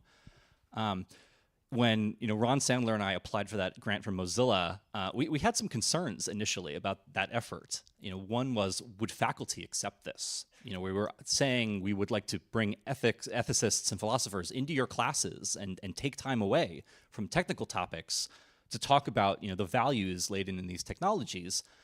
You could very easily imagine faculty saying, no, like that's not a great use of time. And I've been just so pleased by the response to this. By and large, our faculty are hungry for this content. Our faculty recognize that we're teaching people to go out in the world and build these systems that have these impacts, and they want the students to understand the issues at play and be forearmed with methods to try and navigate those responsibilities. But as computer scientists, we're not really always equipped to give students that knowledge. So the faculty have really embraced this. They want people like Vance and Mika to come in and help the students to learn these issues and gain these skills. So then the other part of that was, would students accept this new curriculum? Again, you could very easily imagine engineering students saying, this is not my problem, right? I'm here to write code. This is someone else's responsibility. And again, we've been really pleasantly surprised. The students are wise to the world. They read the news, they go out on co-ops and have experiences with real systems and real customers and real challenges. And historically, they've come back, and we had one class that sort of engaged with these topics, but they had concerns. They didn't feel like they were being fully equipped to try and navigate this world where computing is so central and implicated in so many issues. So the students, I think, are really engaged with this content as well, and they want more of it. They want to do good. That's why they're here. And doing good means not just building good technology technically, but also thinking about the values at play. So the last thing I'll say is a little bit about cybersecurity. This is another area where we really conceptualize the space very broadly. Cybersecurity is a huge field, and it's not just math or applied math and cryptography. It's not just hacker types who want to tinker with systems. It also extends to things like usable security and privacy and meeting people where they are and their needs and how they interact with systems that have these kind of security requirements. So again, this is a growth area for the college and the institute, of bringing in more faculty with these kinds of perspectives, and going forward, integrating this again more into the undergraduate curriculum and giving people the opportunity not just to get these hard skills, the programming, the reverse engineering, but also these more human-centric skills. What does it mean to build something that is secure for your grandma? That is a whole different set of challenges that are equally important. James, I'm going to jump to you just to sort of give your perspective from the student. Krista was talking a little bit about the curriculum, and May mentioned a little bit on the Align program, and Angela did too, around sort of these multiple backgrounds, right? So as an undergraduate that's in Khoury, I don't know if you've taken the class yet from... Yes. Can you talk a little bit about why it's so important to have a curriculum that looks like that? You talked about it with student groups, but how is it that the curriculum and the student groups, and you're also on co-op, how do all of those experiences blend together to sort of make a bigger whole? Yeah, no, absolutely. So I took the course back in fall of 2021, I believe, when we were all virtual. In my experience, and as someone that's really immersed themselves with students from all kinds of different backgrounds, I've found that there doesn't appear to be anybody else doing just what Khoury is doing, and sort of having all of our students be philosophically literate in computing social issues. And I think it really made a positive impact on my educational experience, wherein there is no other experience which really gives you that chance to understand at a conceptual level what kind of challenges there are, and then also start to really have those discussions about how to apply them to real computing issues. The part that I'm really excited about is the opportunity to extend and expand that. To see it integrated in more of the curriculum, I think would be amazing, because we make plenty of little games in our classes and have no thought whatsoever to ethical implications, and then go on co-op and my first co-op was DNA gene sequencing, and that absolutely has ethical implications. So, we really do get dropped into the deep end. And I think student groups have a unique opportunity to supplement the curriculum that we have, wherein a lot of the student groups that we have in Khoury and the student groups we have sort of jointly with other colleges are giving students the opportunity to work hands-on on projects that also have deep ethical implications. And at least from my current experience, we haven't necessarily challenged our students to the level which I think we really should be to consider those ethical implications of the software that they're building today and for the last several years. And so that's one of the major efforts that I'm working on trying to see is how can we encourage these students to apply those concepts deeper into all facets of their education, both in their curriculum and in their clubs and student organization projects. Thank you. Vance, building off of what James was just saying, what would it, like, if we're now going to pivot to the future and we could really do anything, right? So like this, you're looking at me, look at Beth, but you're looking at me, too much of me, look at Beth. If you could really have anything, and what would this look like, knowing that we've got this kind of almost crisis that a couple people have hinted at today, what should a curriculum look like in the future, like future scoping for like 10 years from now? We're looking back, where should Khoury, we're going to lead. So where should we go?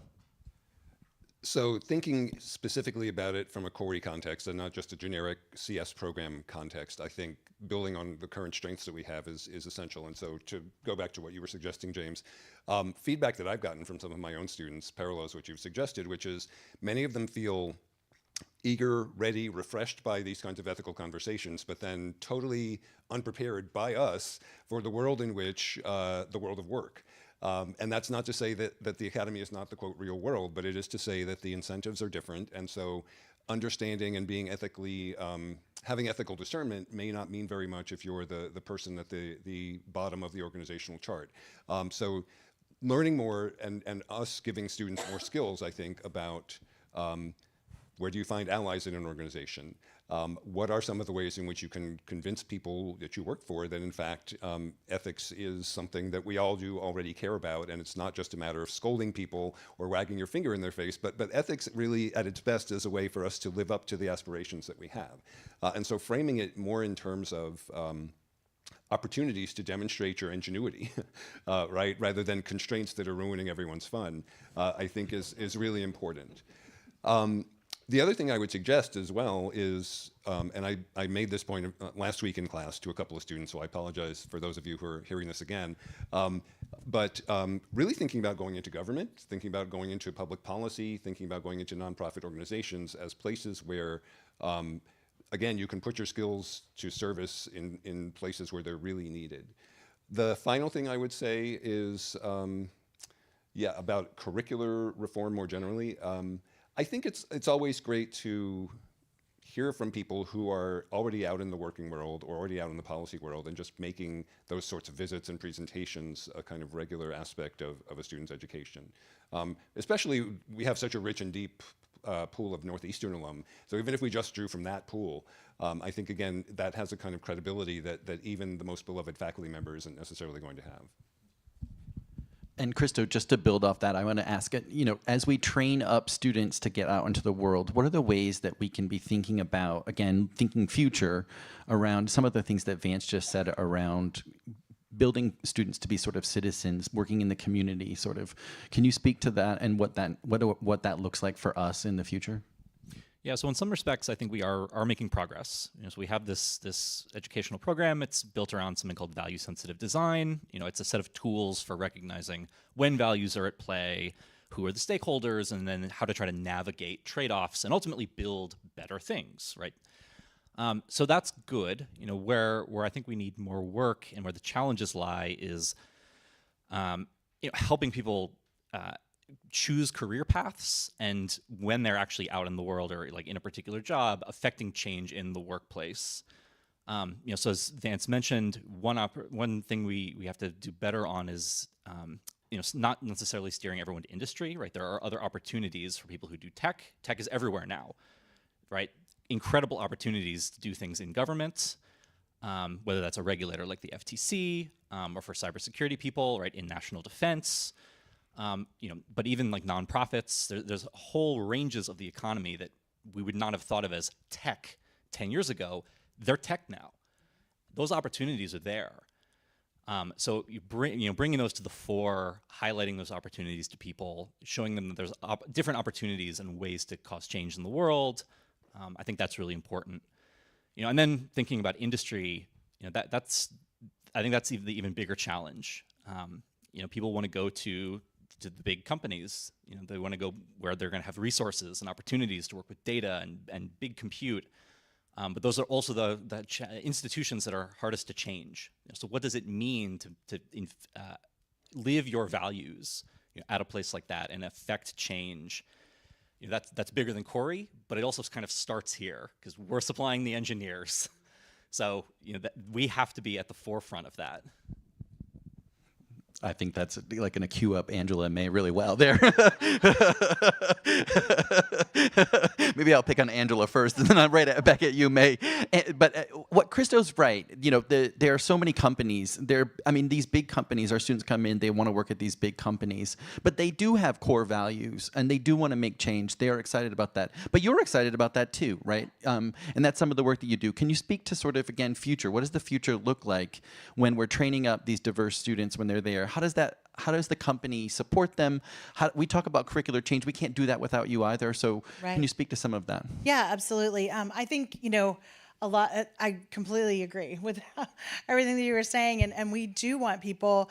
We kind of the way we look at our purpose is people actually at UKG, and we look at people as uniquely uniquely valued because it's what they bring to the company that helps us to be stronger and better. And even if that's, especially if that's different than what we already had, right? We do want people to live out their values, and sometimes it is those differing values that makes us better. Because I was thinking about earlier, we want to do things that are good. David was talking about that. Oh, who's good? Like making sure that we're all having very different diversity of thought that's coming together for that. So we do highly value, and I do think that there's strong value in having the students be exposed to so many different things in the curriculum. Whenever we would go into there, it wasn't necessarily, we knew not every student in there was going to come work for our company, and also that they weren't all going to be interested in the career path that we were telling them about, but we were opening a door to say, hey, there's other things that you can kind of go and pursue. And I think that the companies, one of the research that came out, we actually also own Great Place to Work, which is the Forbes list, 100 Great Places to Work, and you can become certified as a company. But some research that just came out recently is that, people want to be valued, right? We all want to be at a place that values us, and companies want to be innovative and make money. But the 100 best places to work almost doubled their revenue per employee. So that's pretty amazing. That means that you don't have to choose between having those values, being a responsible company, and outperforming the market. You can have both because it's really that uniquely valuing people and fostering innovation, which is allowing them to come and be what they were supposed to be, that helps drive those company numbers. So it's really great. Yeah, May, also, I don't know that we explained the AWS program to everyone. So I don't think people understand sort of the wonderful relationship that we have with AWS. Again, a big company, really looking at diversity, but sort of working with Khoury to sort of, students are out there working, they come back, you sponsor their semester, right? There's a wonderful relationship there. Even thinking about the future, what is AWS's role in that space? Like, what do you personally think with that? If we're, again, future scoping, like, what does it look like to have this relationship grow and strengthen? What could it look like, and how is it important with ethics and the kinds of conversation we're having? Absolutely. I think, ethics starting at this level is incredibly important. If we look at computer science 20, 30 years ago, we weren't having this discourse. So I think we're laying the seeds that we will reap in the next 10, 20 years of leaders that are thinking about their products from the onset and thinking about the consumers and how it affects various aspects from an ethical perspective. So I think we're doing the groundwork, and that's fantastic. With regards to the Align program, it's an amazing program, as I mentioned, that we've been able to foster with you. We've been able to, as part of the program, we assign students a mentor through the course of the program itself. And we work with you because we are really mindful of the concept of building leadership for the future requires investment in the youth today. And so doing that now with the Align program really allows us to have a mechanism that's working actively and growing and scaling. As I mentioned, we're at the highest sort of internship level that we've had since the onset. It gives us that mechanism to get there for the future. I think one thing I would say about trying to infuse some of these ideas and concepts that you're learning in a corporate structure is to think about it from two perspectives. One, making incentives align, and two, influence. So I'll talk about incentives align, and I think when you're trying to get a body of people to move forward and do something, you want to design it so that the incentives align to motivate people to want to follow that course of action.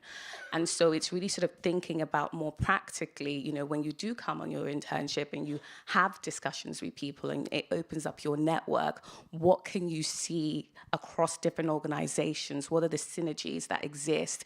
What are the goals that they both share that they could come together on and maybe reduce the cost of this, and then it gives you a different outcome here. And the things that tend to be of that sort of synergistic nature tend to also fall into the scope and bucket of diversity. We all want similar goals. We all want a diverse workforce. We want that because it leads to more innovation. And we've seen the data shows us that companies have a higher revenue derived from innovation that are more diverse. So it all sort of comes back together. And then just to touch on influence really quickly, again, it is a soft skill and it's going to take time to develop that. But you want to position yourself to be mindful of where you are first and understand the environment, understand your network, build your network, and then use that as a mechanism to facilitate your growth and your sphere of influence. So you might not be able to affect that space, but perhaps the network that you build with someone there that has the influence can, and they can give a voice to your goals, outcomes, etc. So yeah, those are probably the things I would add to everything you've all said. That was very, very much on point. Thank you. So there were two things I wanted to sort of talk about a little bit, and we've been talking about ethics and diversity and this kind of responsibility, but it's been mentioned a couple of times around the soft skills. One of my friends, she's not in the audience, but Barbara Larson in the School of Business says very clearly, this soft skills are really, really hard. We should stop using the word soft. And so one of the things that I think is true is that it is actually difficult, and it's critical that we do some of those things. And we've talked about it in a kind of different ways. We put ourselves in a space of we're working with different audiences and different groups and different thoughts, and that sort of helps us personally grow. When we think about ethics and grounding it in our personal values, it helps us grow. James, we future scoping again and thinking about this. What are some, looking back first, what are some of the sort of areas that, and I know that you've done this through some of your student groups, and I think we could speak to that, of course, what are the soft skills that you've learned, and where are the places you've learned them? And then how can we be better at that? How can we help our students in the future get more exposure to that? Gosh, there's too many to count, honestly. I think this might be a little bit of a strange answer, but I think that the places where I learned the most, looking back on my experiences and developing my soft skills, were times when I was the most uncomfortable, the challenged the most. And sometimes you can't create those scenarios because it's not right to always manufacture or encourage bad situations. But I think that we can look at those and say, to some degree, in human interactions, they're always inevitable. That there are going to be challenging scenarios in working with others, and that's a fact of life. And I think what we need to do as a college is to prepare our students with the right resources to handle and figure out how to deal with those situations.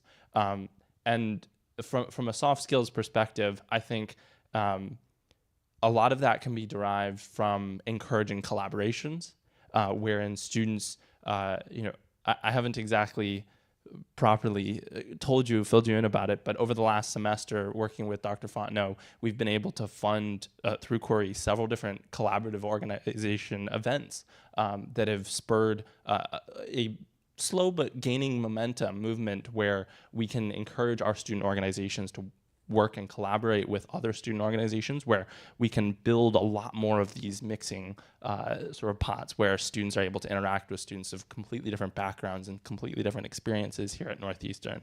And I really want to be able to extend that further and go beyond just those sorts of events to say, how can we encourage collaborations? How can we get people to be taking on challenges in an interdisciplinary manner to practice those soft skills and get better through experiential learning?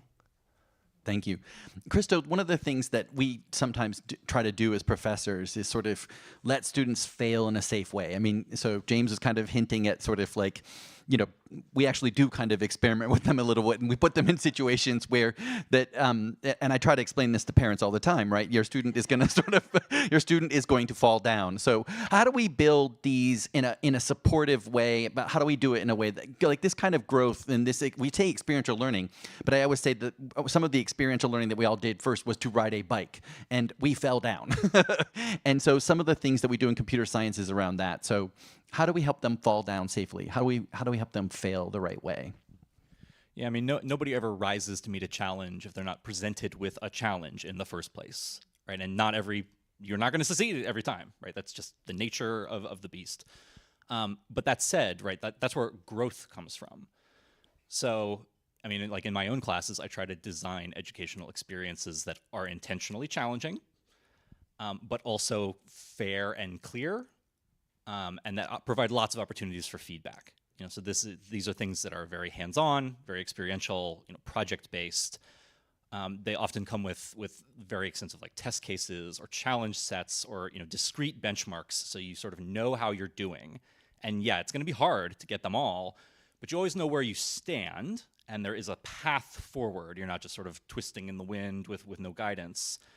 I think that's how students end up having really educational and rewarding experiences.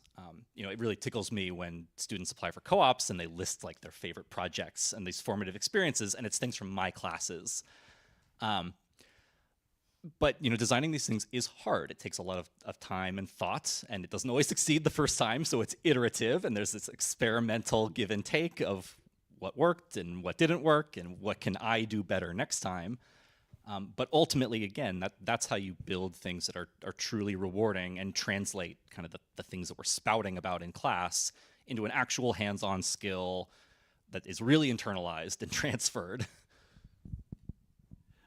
And one of the things when we sort of fail, a lot of times we need someone to pick us up. And May, you mentioned this earlier around mentorship. Can you just add a little bit more around the importance of having a mentor, and what does that look like? And the importance of sort of scaling mentorship, which is, I think, one of the things that's challenging, but you guys have done a pretty good job in trying to figure that out, or worked on it. Yes, I mean, we're constantly iterating to evolve what we do. But I think for me personally, I've had, the opportunity to, and I would say mentorship can happen on a very formal level, and you can have really strong mechanisms to achieve it at scale that you put in place. Perhaps for software engineers, for example, we can assign you someone we have like a mentoring platform internally, so you can either be self-directed and actually find someone, or you can yourself volunteer to mentor someone, so it kind of goes both ways.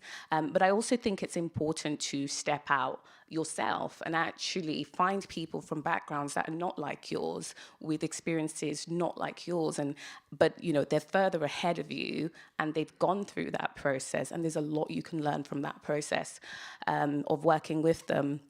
And I would say also that generally speaking, it is important to also think about mentorship the other way, in terms of if you have basically gotten to where you are, send the elevator basically back down, and have a mindset to reach out back to people, across communities, across your own communities that you've come to, and to make sure that you're making yourself available for the next wave of individuals coming through as well. Vance, you've done some work in the space around working with students and building off of the mentorship a little bit, but that individual work of sending students to different conferences, different areas, having them come back and share their experiences, and being able to sort of, in some sense, try to scale some of that work, but doing it in a very intentional way, but also doing it in a targeted way that they would go to a particular conference. Can you say more about the kinds of students that have done that when they've come back, and how that kind of fits into some of the things that we've been talking about? Sure. So right now it's a pilot program, as you know. So hopefully the first of what will be a long series to come. But so the students in the pilot group, 2 of them were or are undergraduate students, and 2 are actually aligned students. And the 4 of them actually chose the same conference. We had a choice. They could attend either the Grace Hopper Conference or the Tapia Conference, both of which took place in September. And all 4 of them decided, you know what, we've gotten to know each other over the summer. We've bonded a little bit. We would prefer just to all go to the same conference and hang out and have more adventures. And so that's what they did. They had a great time. There's photo evidence to prove that as well. And each of them had come back with a specific kind of project that they wanted to connect it to mentoring a little bit. They had all had a great opportunity at the conference to meet people not at Northeastern, but also in the field, who they continued using as resources while they were developing those projects. Lainey, Mika, and I worked with them as their research advisors throughout the fall semester and then continuing into this just ended semester. Northeastern has an annual conference called RISE, as most of you know, I think, and we were really proud of all 4 students' presentations, poster presentations at the RISE conference. So as we're thinking about what it might look like to scale that program up or to increase the program, again, thinking about it in a very intentional way, because we did want a program where the ratio of faculty to students was manageable, and in this case there were 3 faculty members and 4 students, and so fairly labor intensive if you're thinking about doing it on a larger scale. But I think those 4 students would also say that they really benefited from that small size. So again, the challenge is just, okay, how are there ways we can replicate the best aspects of that without losing control of the best aspects? And one of the things that we always look at is sort of how do we get near-peer mentors and using students to mentor students. James, can you speak to some of the kinds of things that you've experienced or mentored other students in yourself? Yeah, no, absolutely. I think I want to harp back on what May said about mentorship really as a mindset. And I think that's something that's really big, actually, without even having to do really anything among our students and student groups. It takes a lot of effort to grow a student organization that can sustainably build software projects or execute various programs with the sort of existential crisis of you're going to graduate.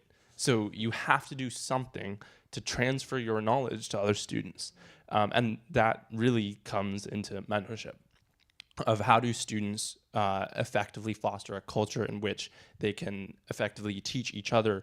And we've seen them time and time again putting on various workshops and basically bending over backwards to make sure that other students who are coming in, the freshman classes and even the NUN students coming in second semester, have all of the same opportunities to learn just as much as any other student, and be able to learn more than is available in the curriculum, in the classes, and be able to go above and beyond to succeed through students teaching students. I've seen that time and time again, and I'm really excited to start to really see how we can encourage that even more and support the students in doing that, since it can be very challenging to dedicate a significant portion of your time not just to building the software that you want to, but also teaching others. You almost become a little bit of a professor, designing my own curriculum and having a whole classroom of students. I do not envy the professors here and what they do. I spent plenty of time trying to do that, and honestly, my approach was always to say, I'm not going to do any preparation, just quiz me on my knowledge, because honestly, it's also a learning experience for myself. They say that the best form of mastery is being able to teach it. And I always challenge myself to teach it without a whole lot of preparation, because that really means that I understand it and can effectively try and teach. Can't necessarily say how effective my teaching was, but it's what we do to try our best to continue and pass that knowledge off. Nate hates it when I don't prepare. It's going to be an interesting semester next semester, Nate. So, Angela, can you talk a little? So they're talking about teaching and teaching each other. How does that play out in industry? Yeah, I mean, we have, just like May has formal mentor programs, and we have, boot camp programs to help training people from non-computer science backgrounds to be more technologists. But we also have informal programs. And one of the things that I'm really proud of is our employee resource groups. We do a lot with our employee resource groups. We actually encourage a lot of allies to be a part of those employee resource groups, because I think Beth said it was hubris to think we can do this all by ourselves, right? And to always constantly be learning. So there's a lot of learning and development that happens within those groups. There's a lot of learning and development that happens formally in our talent development department, but there's a lot of informal learning that happens as well. And we have actually mentor circles, because it is you do something well, you want to train somebody else, you want to send that elevator back down, right? You want to, I'm always encouraging, especially students, whenever I was, setting them up with mentors, but say, keep those connections, right? Keep those connections, because a lot of times it's your network that really helps you to grow and also helps you to get connected to other roles and things. And one of the things that I found that's kind of magic is a lot of executives do want to mentor younger people because I think it helps them to feel young. And a lot of younger people do want to, so don't be afraid, right, to reach out to somebody if you want to learn something and just approach it with a sense of wanting to learn and to be knowledgeable. But I know you were saying about soft skills are hard. I think it's more of relational skills, right? So it's more about relating to other people, seeing people as what they can help you to learn about differences in the world and helping you to grow. I was just going to say, there's a term for it. I think it's called reverse mentoring, and it's highly effective. So you can learn a lot and get a completely different perspective and stay young, of course. That's right, absolutely. So we've talked about mentorship, we've talked about diversity, we've talked about sort of the ethics in this, and then sort of our final sort of round, and I'm going to start all the way at Christo and then sweep. It's Khoury, and it's another 40 years in the future. What do Khoury leaders look like 40 years from now? So very abstract question from the theoretician, because no one has ever put any of my assignments on their co-op resume. Oh. Just so I teach theory of computation. It's what computers can't do.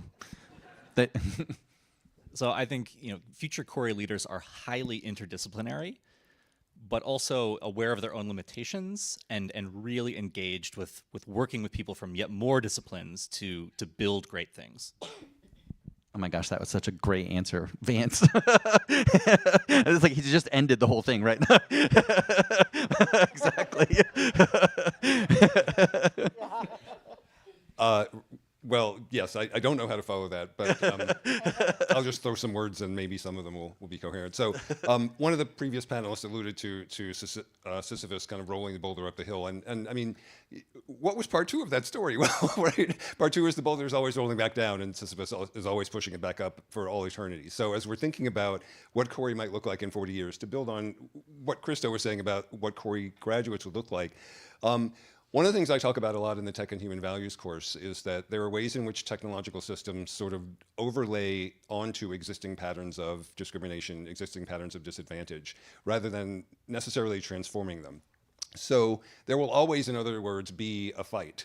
There will always be some disadvantaged group. There will always be someone or some system that is hurting people. And so I think that 40 years from now, it may not be the same systems that we currently have, but I would want Khoury students, Khoury graduates to have the skills and the discernment to be in the forefront of those fights, in part with the technological skills and the ethical skills that they've acquired at Northeastern.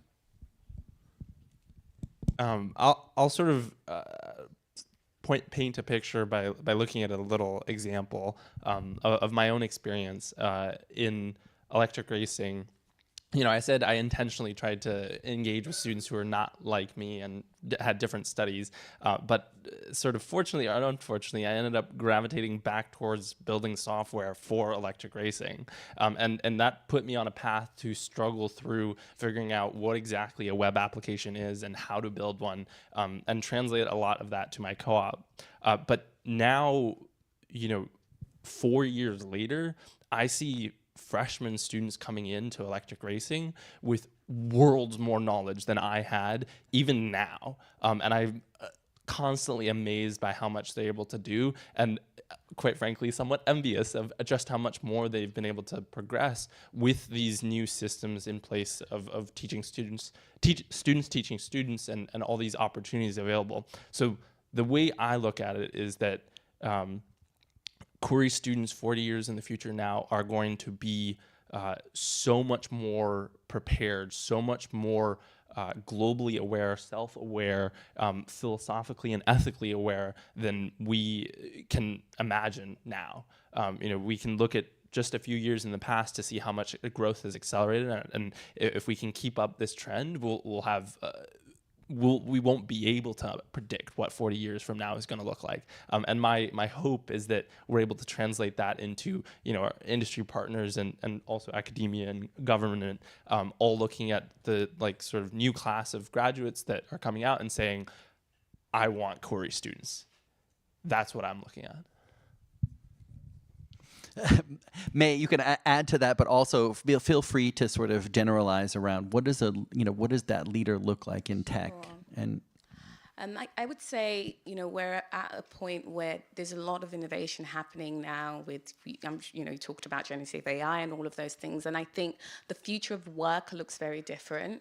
And we don't fully understand, how, wide-reaching that will be. And I see technology leaders of the future understanding how to navigate that space, but also being able to go up a level and understand how to work in a highly collaborative way with a very diverse set of people. The concept of diversity and the disciplines and the groups that we represent through diversity will be able to work in this future that basically allows us to move innovation and thought forward in all that we do. So I think they'll be very prepared to handle the dynamism of how the future of work will change through all of this work and effort across the board. Ditto.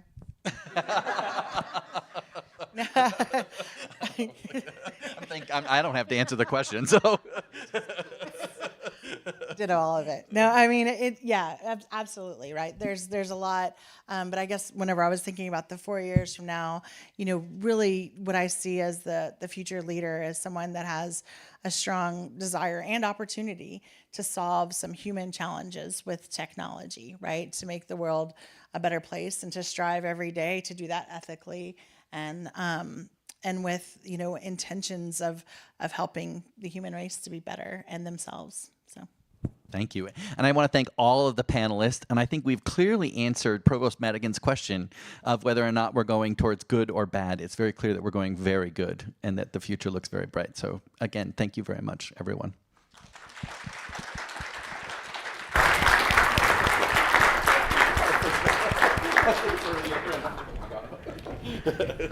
Thank you. That was just terrific. So I know folks are anxious. I'm never in charge of the road trips because I never pull off to the side for the bathroom break, so apologies. But we're going to break in just a minute, but you're about to become a free-range audience, so I want to give kind of a few signposts for what we're doing going forward. So we will be exiting to our student showcase and networking lunch, but after that, around 1:30, this is where we put you to work. So you will be joining a breakout group on one of these 5 topics, and there will be plenty of signage to find, but it's all within the Isaac Auditorium space out here. The invitation is for you to join as faculty and staff and students, industry partner with checks, industry partner without checks. Come into the room and help us chart our future.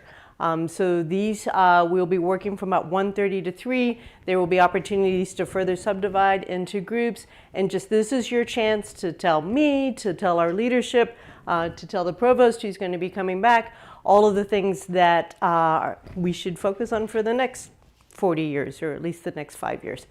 So give us great guidance and insight. Before that, again, you're going to have the opportunity to have kind of the best free lunch I can imagine. So you're going to have food available to you, but what's really going to be exciting, as James and others have mentioned, will be the interacting with our students, interacting with the organizations that, again, have figured out ways that they partner and consciously work across campus and connect Northeastern to so many branches of the world outside of us. And I'm looking for Lainey. There she is. I always want to say, and now I get to introduce Dr. Strange because that sounds great, but what I'm really introducing is Lainey, who's going to tell us a bit about this showcase. Thank you. Hi, everyone. I'm Lainey, Dr. Strange. You should feel free to call me that. So What we have next, as Beth mentioned, is out in the lobby here. We have all these wonderful posters from some of our student clubs that you can see here. So we have a lot of student clubs, both at the undergrad and grad level here at Khoury. They're working on all different kinds of things, from community involvement to different kinds of innovation and diversity engagement. And they have their posters out there. Our students are there and ready to talk about it, excited to engage with you about it. We have our graduate clubs out there, and we also have some posters from our master's research apprentices. So there's lots of good stuff to check out there while you're enjoying your lunch and walking around. And then at 1:30 is when we start the breakout sessions. All right, perfect, Lainey. Thank you. Thank you, Dr. Strange. So, and again, just a quick thank you to our wonderful panel discussions. I think it's been a terrific morning. Really couldn't have hoped for anything better. So enjoy the lunch. Please engage with our students. You can't drive the car in the atrium, sorry. And then I will look for you in the breakout groups at 1:30, and then we're all coming back here at 3 o'clock. Thank you very much.